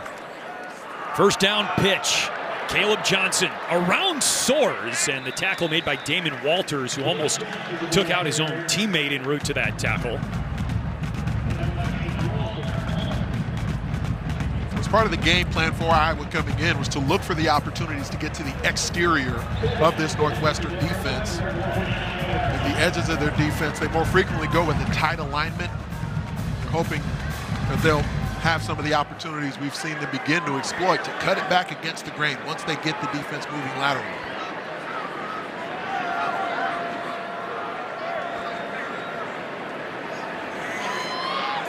Second and 6. It was a wide and high snap that almost went directly to Caleb Johnson. Fortunately, the play was designed for him anyway.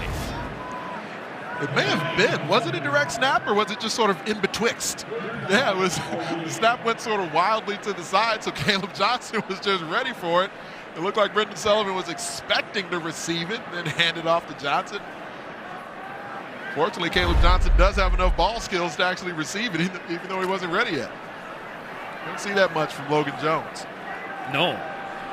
This is an outstanding offensive line collectively for Iowa by very high program standards even.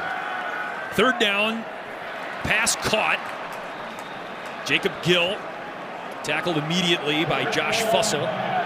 It's a really nice tackle from Josh Fussell. Just a freshman getting more extended action here as of late. Crowd is begging Kirk Ferentz to go for it. And he listens. He changed his mind at the last second. The offense began to come to the sideline. And who knows? I mean, Kirk Ferentz has been around the block a bit. Who knows if the crowd at Kinnick truly did influence him? But hey, at 4th and 1, you got a great run game going here. Iowa decided to go for it. This is a rarity for Iowa. Just their 5th 4th down conversion attempt. Timeout. And Iowa, wait a second. First of the half. Might have spoke too soon. 30 seconds. So as you know, I've played for Kirk Ferentz the first couple of seasons he was here with Iowa. I've seen a lot here over the years. Well, we mentioned Michigan State after our game. The night really caps off with Saturday Night Volleyball right here on the Big Ten Network. USC and Penn State. That's a top 20 showdown. Part of our Saturday Night Volleyball coverage, which begins at 11 Eastern, 8 Pacific, 8 local time out there on the left coast. Kirk Ferentz is a lot of things, a lot of adjectives. You know, I would use the word patient. A lot of folks would use the word stubborn. He's not easily influenced. I believe that's the first time I've ever seen him actually change his mind about going for a 4th down at the last moment. 26 years in, and you can still teach an old dog new tricks. 4th and 1, Sullivan hit hard, but he picks up an Iowa 1st down.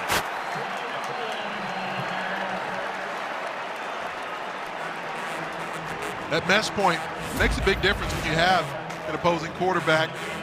See the movement they get on the interior for Iowa. They continue to watch that pile. As Northwestern is running more movement stunts. Now Iowa's doing a better job keeping their pad level down and running their feet on contact. That pile washes and it gets everything moving laterally. That's allowing more of a cutback lane now for the Iowa rushing attack. Caleb Johnson right up the middle. 2 touchdowns for number 2 today.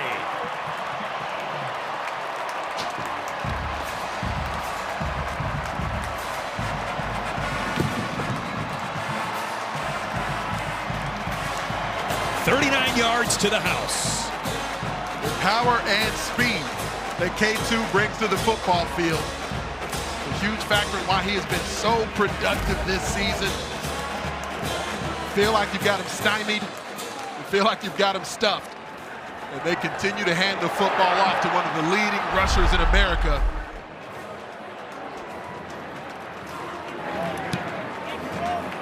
Stevens try, good. Close first half has turned into a blowout. Caleb Johnson strikes again behind that awesome offensive line, and the score is 33-7. I think Sean Green is nervous somewhere right now, seeing Caleb Johnson charge up the standings for most rushing touchdowns in a season. Well, I know what Sean Green loves is outstanding blocking. Watch Johnny Pascuzzi and then Mason Rickman. As he gets to the second level, Pascuzzi shows some patience as the lead blocker, working through the traffic, sifting through, allowing Caleb Johnson to get there. And then Richmond finishes things off at level number 2. Line drive kick into the end zone, Northwestern football from the 25. Let's go down to Kylan. What do you got? Guys, running back Caleb Johnson says he doesn't care about any of the records. He simply focuses on getting better every single day. Johnson told me he still wants to be more physical. He said that means running harder, pass blocking harder, and using his physicality. Johnson also regularly talks to his offensive linemen to learn about blocking schemes and defensive formations. To your point, Chris, he gives a ton of credit to this O-line for his success, and he plans on buying them a nice steak dinner at the end of the season. That's going to be quite a tab. I'm sure that offensive line can put down a steak or 2. Jay Higgins with the tackle on Cam Porter. First down rush for 5 yards for Northwestern. Perhaps some pork chops. It's a big deal in Johnson County around here, too. Here are notable Big Ten 1,000-yard rushers through week 8. And The 3 players on the right are all in the National Football League. Jalen Johnson, plenty of confidence that he's headed there as well. Heading there as well. Hyman, the tailback for Northwestern, on 2nd and 5. Pass is caught by Frank Covey. And he's tackled by Deshaun Lee. 3rd down and short. Seeing the way that playing field position and how that marries together so well for the Hawkeyes. Drive after drive for Northwestern's offense where they got pinned at their 5-yard line. One of them ending in a takeaway for the Iowa defense, others just ending in sort of nervous finishes. It can begin to sap the fortitude of your opponent when you're able to do that to them over and over again. Northwestern 1 for 7 on 3rd down today, and a flag blows the play dead. Procedural penalties have crippled Illegal Northwestern's snap. offense at times. Offense number 65. 5-yard penalty, 3rd down. The latest example. 3rd and 1 becomes 3rd and 6. So what was a favorable down and distance where your playbook was going to be completely open for Northwestern just to at least move the chains. Now you've set your young quarterback back into a scenario where this Iowa defense can pin their ears back.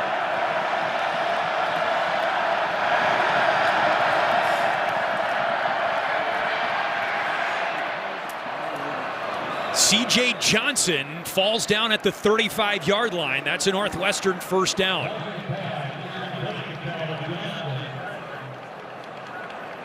You're not rebuilding Rome in a single day here, but that is a big moment for Northwestern just to extend a drive, just to have something that feels good, a little bit of positivity to keep their offense on the field. First down of the half for the Cats. Hyman switches sides on Lausch. Iowa brings 4. Hyman out of the backfield. Close to the 1st down, the ball comes out. It looks like he has been ruled down. The line judge coming in from the Iowa sideline. Stopped. It's 1st down. That's not a reviewable play. Well, Hyman certainly wasn't down on the ground yet, but you had multiple Iowa defenders driving him backwards. And frankly, you know, as defenders, we do get taught at times to try to hold the ball carrier up. Now Northwestern back over the football. 1st and 10, Hyman, his 2nd straight catch out of the backfield. And he actually maybe lost a yard on the play, 2nd down. In those moments of forward progress, it's essentially up to the officials' discretion. You know, there's markers that they're looking for to determine whether or not the momentum is done for the player who's carrying the football. But in the end, it's kind of up to what they're seeing and if they feel like the play and the momentum of the offensive player is done moving forward.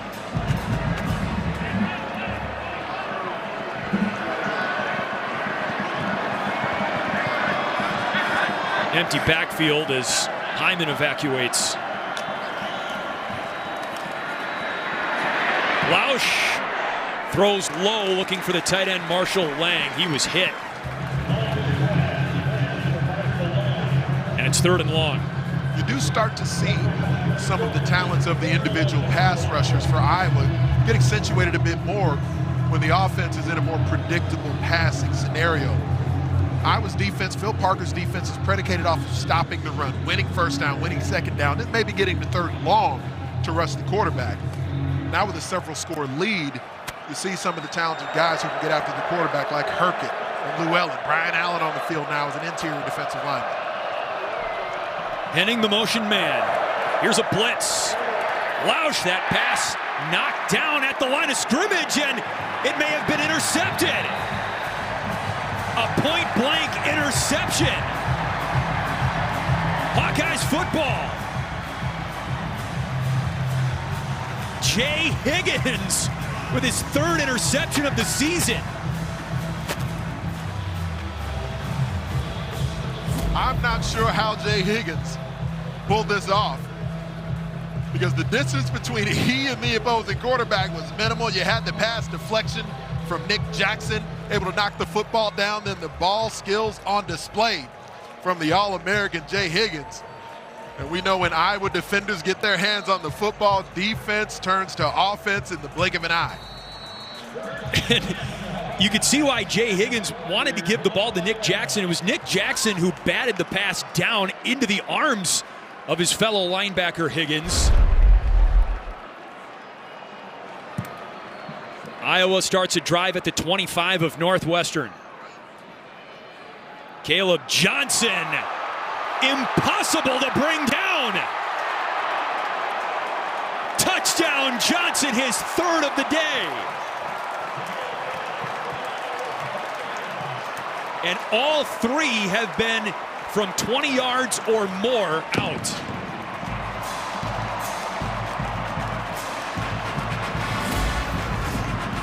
This may come back. That left foot of Caleb Johnson does tap down out of bounds. Is the football across the pylon? Has it broken the plane of the end zone? Because the right foot is inbounds there. The ruling of the touchdown is under review.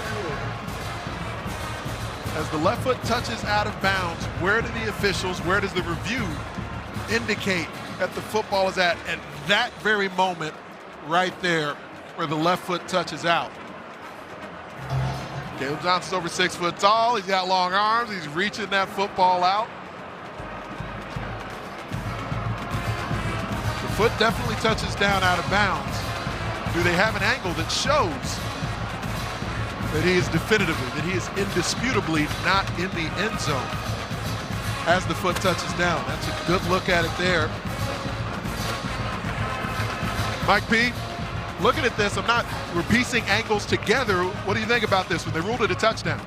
Well, you know, you actually said something just a bit ago when you said there's really not a shot down the line, and we just went through one in another game where, again, we thought he might be short, but with the ruling on the field of a touchdown, you know, it didn't feel like it could be changed without that down the line look. So, I think replay clear and obvious.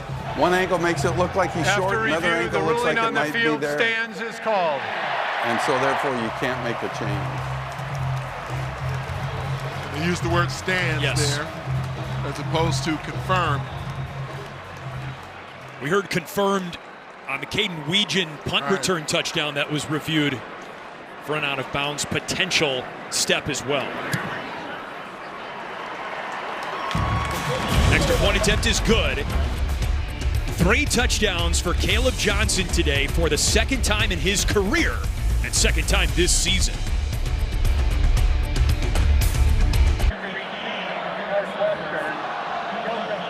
Northwestern Iowa games typically very close 4-quarter games. A rare blowout here with Iowa on top 40-7. Caleb Johnson, his first 7 carries, only netted 4 yards. Northwestern's normally stout run defense up to the task early, but you just can't keep this guy under wraps for 4 quarters, it seems. Stubborn with the rushing attack. Certainly paying dividends in half number 2.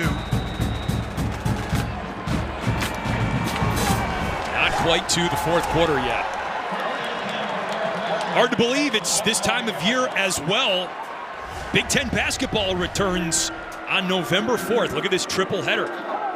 Purdue, Texas A&M, Corpus Christi, Cleveland State, Michigan, and USC makes its basketball debut as a Big Ten school on the Big Ten Network. We showed a quick glimpse of Cade McNamara on the Iowa sideline there without his helmet. I'm told the Iowa personnel that he's doubtful to return to the game. Cam Porter with some room to run, and he's cut down by Jermari Harris, who's had another solid day today for the Hawkeyes defense.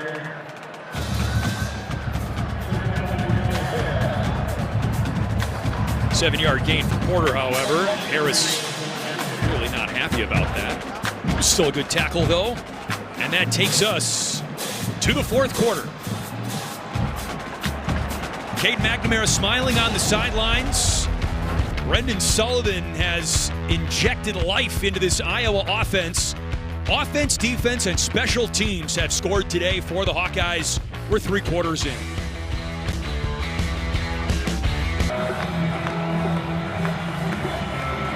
More Iowa women's basketball legends recognized at Kinnick Stadium today. Tomi Taiwo and Megan Gustafson. To an adoring crowd, Megan Gustafson is standing by with Kylan Mills. Megan, you're back on campus. You were recognized here on the field. You also mentioned you went to Iowa women's basketball practice yesterday. What are your impressions of this year's team? I'm so excited to be able to just be back on campus and to see how they're doing. I'm so excited for Jan Jensen being able to take over as head coach. The legacy that Lisa Bluter made is so big, but if there's anybody that's going to be in charge, it's going to be Jan, and I'm just so excited for her, so excited for the team. I'm really looking forward to seeing how they do this year. Jan was your post coach during your time playing here. What's she like as a player, or as a coach rather, and a person? She's incredible. I think before anything, she's a great human being, and she's going to be a great coach. She's really taught us a lot about positivity and being a great teammate, and that is going to be instilled in the players this year and moving forward. So just really happy for her, really happy for the players, and it's going to be a great season. Thank you so much. Thank you so much.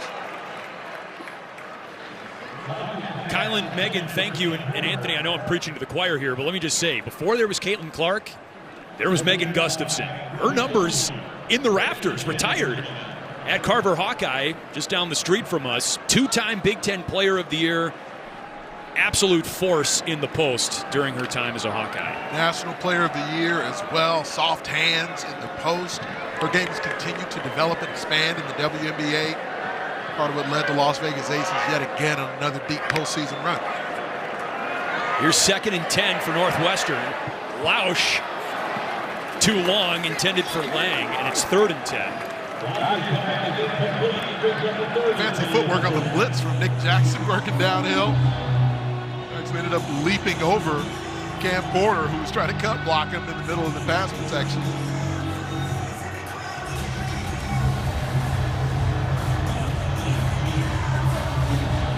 Pass protection overall for Northwestern has been fairly solid throughout the game until they got to the point where they were down multiple scores. Offensive line more under siege at this point by the Iowa pass rush.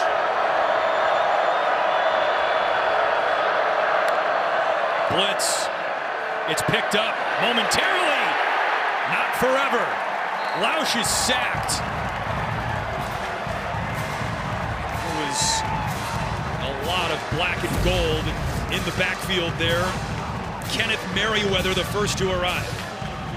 Confusion because of the way it operated, where there was a stack release coming from the right side of the offensive formation, but it just took too long to develop. And by the time Jack Lausch was even considering getting rid of the football, he just had too many Iowa Hawkeyes in his lap. Nick Jackson also was on the scene as well to share the sack. Weegan calls for a fair catch. Turning into a great homecoming weekend here in Iowa City.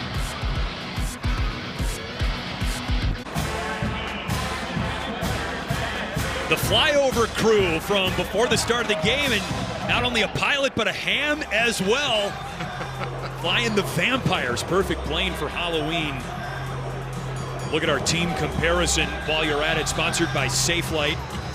A very even breakdown for Iowa's offense between rush and pass yards. 332 total yards for the Hawkeyes offense today. A drop snap by Sullivan and an absolutely bone-shattering hit applied by Damon Walters on Jacob Gill. You mentioned bone-shattering. As they flew over the stadium here, it's wild how an entire football stadium can vibrate during a flyover prior to kickoff. You know, between that, the swarm, I mean, the pregame atmosphere here is it's really second to none in college football. This is Patterson, tackled by Hubbard and Uline, and it's 3rd and long. Well, Brendan Sullivan has just brought it. What would you say, Anthony? A different dynamic, just a change of pace to this Iowa offense. They've thrived with him under center. Certainly a change of pace. The initial few series for Brendan Sullivan didn't go very well, but the offense began to turn a corner. The defense dominated. Special teams returned for touchdown. Certainly as a team, we've seen the Iowa Hawkeyes thrive and surge away from Northwestern in the second half here. Anderson in motion. Delayed handoff, Moulton. Well short on 3rd and 11, and it's 4th down. Been a variety of examples. Kirk Ferentz used the word patient, stubborn, things like that in talking about him earlier. There have been a few times in his coaching career where he's had a QB rotation or, kind of gone back and forth a bit and trying to determine who should be the consistent starter moving forward as one guy has struggled. In season 26, from way early in his time in Iowa City to several examples over the years.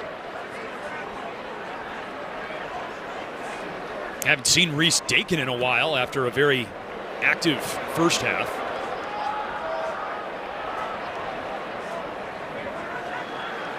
Football stops at the 25-yard line. Luke Elkin, the long snapper, touches it down after a 51-yard punt and roll. Caleb Johnson with 3 touchdowns to lead Iowa's offense.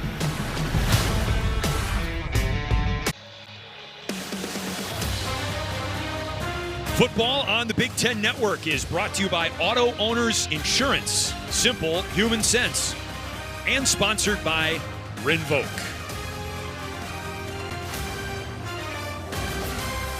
It's turned into a great late afternoon, early evening for Iowa on homecoming. Second time in the last 3 seasons they've played Northwestern on homecoming.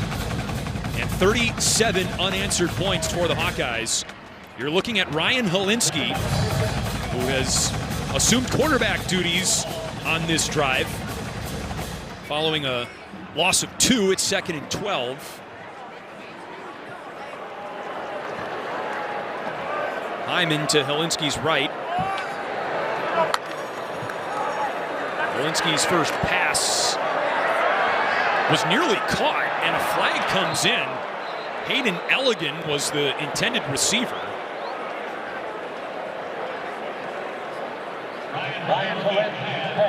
Pass interference. Defense number 3. 15-yard penalty. Automatic first down. Pretty frequently, they want you to get your eyes around to the ball.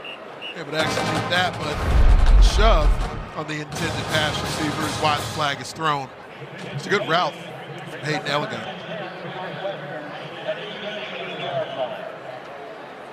Ryan Helinski being in at quarterback for Northwestern. We haven't seen really any action from him of substance so far this year.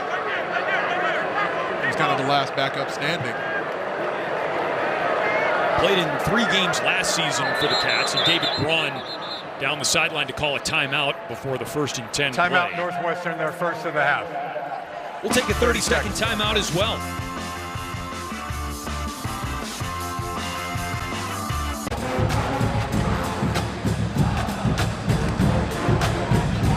Iowa with 40 points in back-to-back home games. Remember, they dropped 40 on Washington 2 weeks ago for Kirk Ferentz's 200th win as head coach of the program. Ryan Helinski throws that one complete to Elligan, and he pushes his way through T.J. Hall out of bounds at midfield. Been a forceful effort, Brian. They've been forceful on that side of the football for the Hawkeyes throughout the day, especially when they've had the Wildcats backed up, playing downhill at their opponents with safeties, takeaways, pass rush, you name it. After what we saw their last time out against Michigan State, this Hawkeye defense has responded. That's a false start. False start. Northwestern's Offense number left 72, tackle. 5-yard penalty, first down.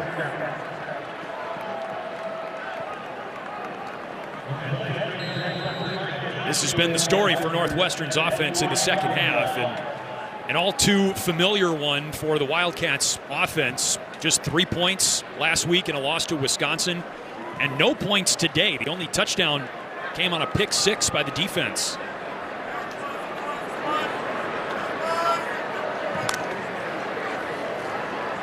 Malinsky over the middle, and the pass is caught by the 6th-year tight end Thomas Gordon. First down, Northwestern.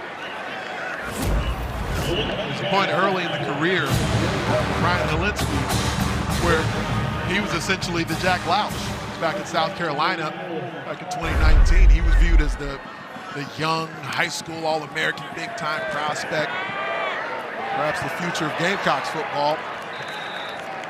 Great catch there by Donnie Gray, another first down for Northwestern. Ended up transferring here to Northwestern, joining up with the Wildcats program after a couple of years with South Carolina. Stuck with this program, inconsistent opportunities to start. He bobbles the snap, and it's recovered by Iowa. Will Hubert with the fumble recovery.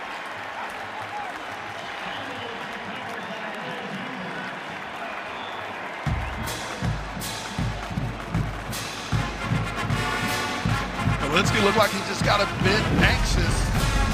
Might have taken his eyes off the ball, off the snap. Starting to get his eyes down the field too much. Every opportunity today for this Hawkeye defense, they've taken advantage. Our coaching profile is sponsored by Discover, and Kirk Ferentz is on the verge of ticking off another win in pursuit of Bo Schembechler and Woody Hayes for most wins in the Big Ten. Iowa back to work on offense. 1st and 10 carry for about a yard. Referencing a little earlier, partner, we've seen a few times, over a quarter century now, season 26 for Kirk Ferentz. So his 3rd year, he had Kyle McCann, ended up being a multi-year starter. Brad Banks in his 1st year with the program when he transferred in from junior college. He was rotating quarterbacks a bit during that season. Jake Christensen and Ricky Stanzi, 2008 season, played out a bit in a similar fashion. Just looking for consistency behind center. The McCann-Banks example, Kyle McCann was the definitive starter, and Brad Banks had some packages of plays that 1st year getting accustomed to major college football. And then in 2002, Brad Banks has a historic year, finishes 2nd in the Heisman Trophy picture when Iowa wins the Big Ten. He's done it one other time as well, Jake Rudock, C.J. Beathard. Those are just examples, just as I was kind of thinking through this earlier in the morning, for times that Kirk Ferentz has been willing to go back and forth a bit between the quarterback position. Pitch to Patterson. 2 yards, maybe 3, out across the 25. 4th down. But, we talked about energy, what Brendan Sullivan has kind of infused into this team. He's been doing it throughout the season as a part of their red zone package. The question has been there, is coming off of last week's effort against Michigan State, whether or not there would be consideration given or more extended time. That was the plan coming in today. Cade McNamara, no helmet on the sideline at this point in the 2nd half. Reese Dakin's punt. Return by Drew Wagner. And Wagner with all kinds of real estate. He's past Dakin. And it's a Northwestern touchdown. 72 yards. And punt return touchdowns by both teams today.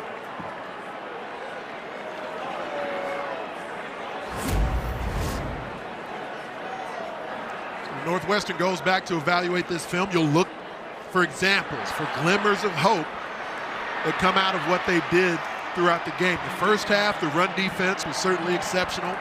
The 2nd half, not many highlights for the Wildcats. This is certainly one of them. Wagner is a freshman wide receiver on the Northwestern roster, and he had not returned punts before today. Quite a highlight for his college career.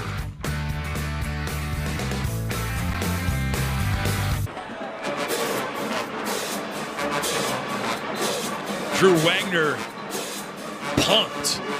And you mentioned this, Anthony, just looking for some kind of positive sign to flip the calendar forward to next week, and Wagner provides it for Northwestern on a punt return touchdown. It's a big moment. Did I really just do that? You make a play in the Big Ten, get a punt return touchdown at the major college level. It's a huge deal, Kylan. It is a huge deal, and Drew Wagner is actually a true freshman walk-on who didn't have a place on this team. That's actually the first punt return opportunity that he's gotten this season.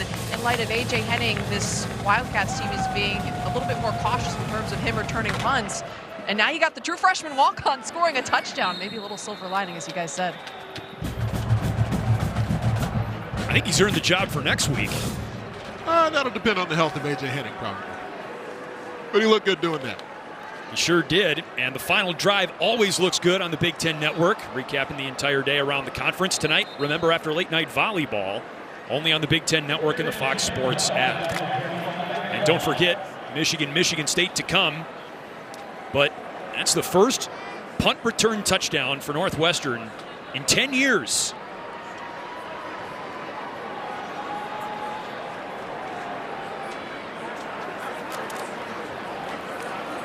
Kamari Moulton, not much up front. It's second down.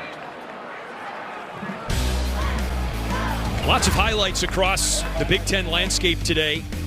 Indiana still perfect, knocking off Washington 31-17 with quarterback Curtis Rourke out of the lineup. Taven Jackson did a good job filling in. This is coming up next. Michigan State, Michigan, the Paul Bunyan Trophy. From the Big House, under the lights. Both those squads at 4-3. That in-state rivalry as heated as it's been over the last couple of decades.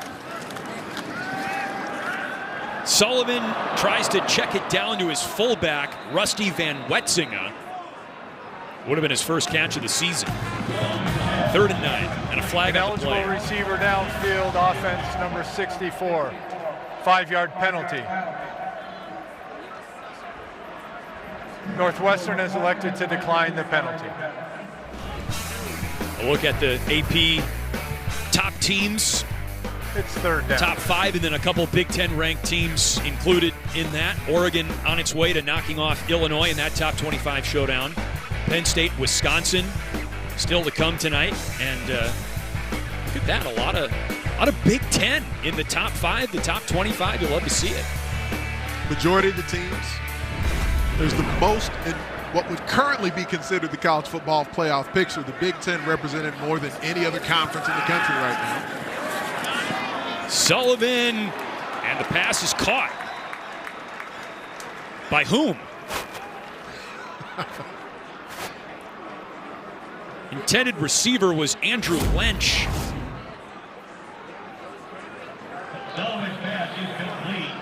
Oh, that's incomplete. It was caught by the ground, actually. So neither player caught it. The third target.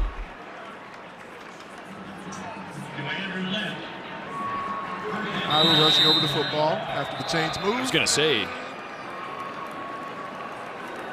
not so fast.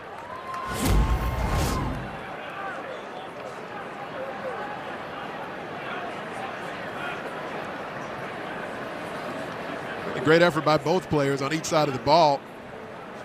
But as a defensive back, Devin Turner keeps that hand extended. The play has been reviewed. The pass is incomplete. It's 4th down. All right, that expedited review. I like the sounds of that. Quick decision by the replay officials. But to the conversation we were having a bit earlier with Brendan Sullivan, he is please certainly reset added. the game clock to 5 minutes, 46 seconds. 5:46, please. Thank you. That extra energy that we were talking about that Kirk Ferentz, Tim Lester have certainly mentioned him infusing into the team when he's been a part of these red zone packages. Now you're going to get a more extended look at it. And his mobility gives the opposing defenses something additional that they have to worry about, that they have to game plan for.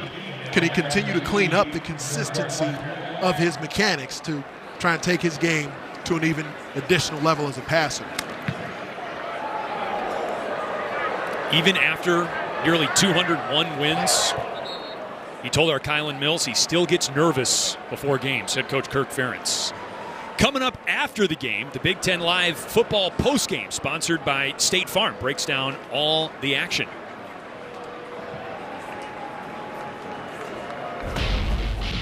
Slow start for Caleb Johnson, but boy, did he click into gear. They continue to feed him the football. The offensive line wasn't really blocking up that movement from the Northwestern front. They got it figured out with that run scheme. Continue to give the football to one of the most explosive playmakers in America. Caleb Johnson made it count.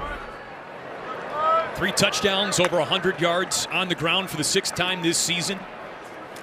Marshall Lang catches that throw from Ryan Helinski to start this Northwestern drive. Gain of 6. It's 2nd down, maybe 5.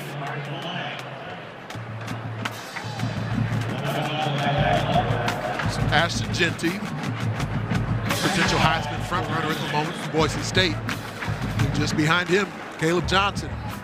The season that he's put together, yet another 100-yard rushing effort, tacking 3 additional rushing touchdowns on top of what we've seen from him this season. They didn't even start the opening game. Had a big second half.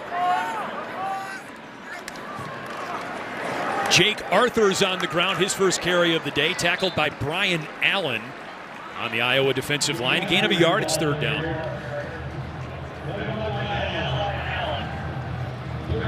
Yeah, we talked to Kirk Ferentz about Caleb Johnson's development over his now 3 seasons. Had the freshman All-American campaign his first season with the program.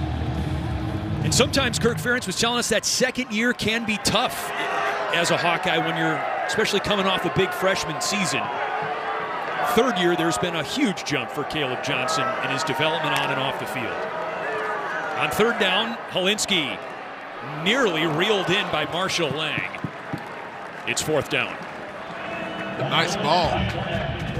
Ryan Helinski, very catchable through multiple defenders. Wasn't quite able to secure the grab, but it's a good ball. Helinski's always been a talented passer. The Helinski family, everything they've been through over the years in the sport of college football. Ryan continuing on with the memory of his older brother Tyler, who they lost years ago. Family started up the Helinski's Hope Foundation. You see a lot of Northwestern personnel wearing Helinski's Hope bracelets. Just a great initiative coming out of tragedy. Fair catch, Weegan on the Northwestern punt. So part of what made the loss to Michigan State so discouraging for Iowa fans is that it was the team's 3rd loss of the season. Effectively takes them out of college football playoff contention. You got Wisconsin coming in here next week. You know, there's still time to really make this a great season for the Hawkeyes. Heading out to UCLA, coming back from the bye, closing out with Maryland and Nebraska. Big opportunity for the Wisconsin Badgers tonight. They've been starting to play some really high-level football. They're going to host Penn State in prime time on television tonight. No rest for the weary with the Badgers on the way for the Hawkeyes. This is Max White on the ground. And 2nd down coming up. Ankle tackle made by Joe DeHaan. And from the Iowa perspective, not only this season, but additional eligibility remains for Brendan Sullivan beyond this. Cade McNamara, I'm sure Kirk Ferentz will have to answer questions about it afterwards as far as him not having a helmet in the 2nd half. Are there injury concerns that are there? Is this a quarterback discussion that moves forward for the Hawkeyes with that in mind? This is Terrell Washington with his 3rd carry of the game. Another tackle by DeHaan. Here's Brendan Sullivan's day. As a passer, started off pretty slow in the game, but his mobility and his tenacity really began to move the chains for the Hawkeyes. The energy he plays with after a short pass completion, sprinting downfield, blocking for his teammates. They would just barely get across the pylon for a touchdown run. Northwestern did come into this game planning for extended action of Brendan Sullivan. So Wisconsin's defense next week, if he's thought to be the starter coming up, they would be game planning for Brendan Sullivan. That ends up being a factor, especially where the two quarterbacks are stylistically different. Sullivan, of course, much more of a runner than Cade McNamara, but frankly hasn't shown himself to be as talented of a passer. That's saying something because we've highlighted the inconsistencies that McNamara has shown as a passer. Ben Bryant was the starting quarterback for Northwestern last season. When he was injured, Brendan Sullivan played a huge game for the Wildcats against Maryland, a game that really flipped the season around for Northwestern en route to 8 wins and a bowl appearance. And he played a pivotal role in his time at Northwestern and has this is the 2-minute made a timeout. stamp on the Iowa program in a big way here today. Caleb Johnson, though, he's been a factor all season long. The new 1-2 tandem for the Hawkeyes. Dave Revson, Ashley Adamson, and Marcel Reese. Pretty impressive second half from the Hawkeyes, Marcel. Yeah, guys, what we're witnessing here is a Hawkeyes team who are settling in, understanding who they are, and imposing their will on Northwestern Wildcats. We've seen some lopsided wins today in Week 9. We will catch you up on all of that. Plus, we'll get you set for Michigan and Michigan State coming up on the State Farm postgame report. But for now, back to Iowa City. We'll see you after the game.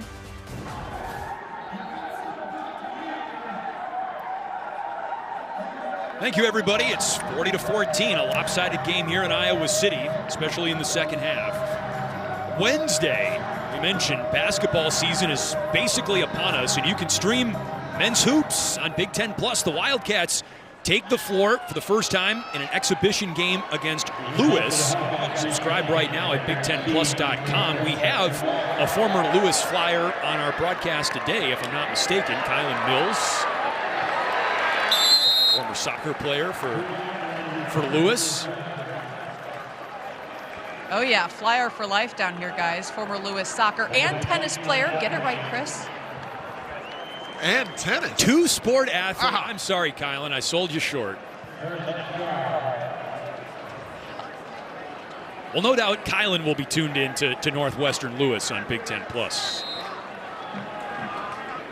I wouldn't take account for having the patience to play tennis. I feel like that's a sport that requires a certain degree of patience to excel at.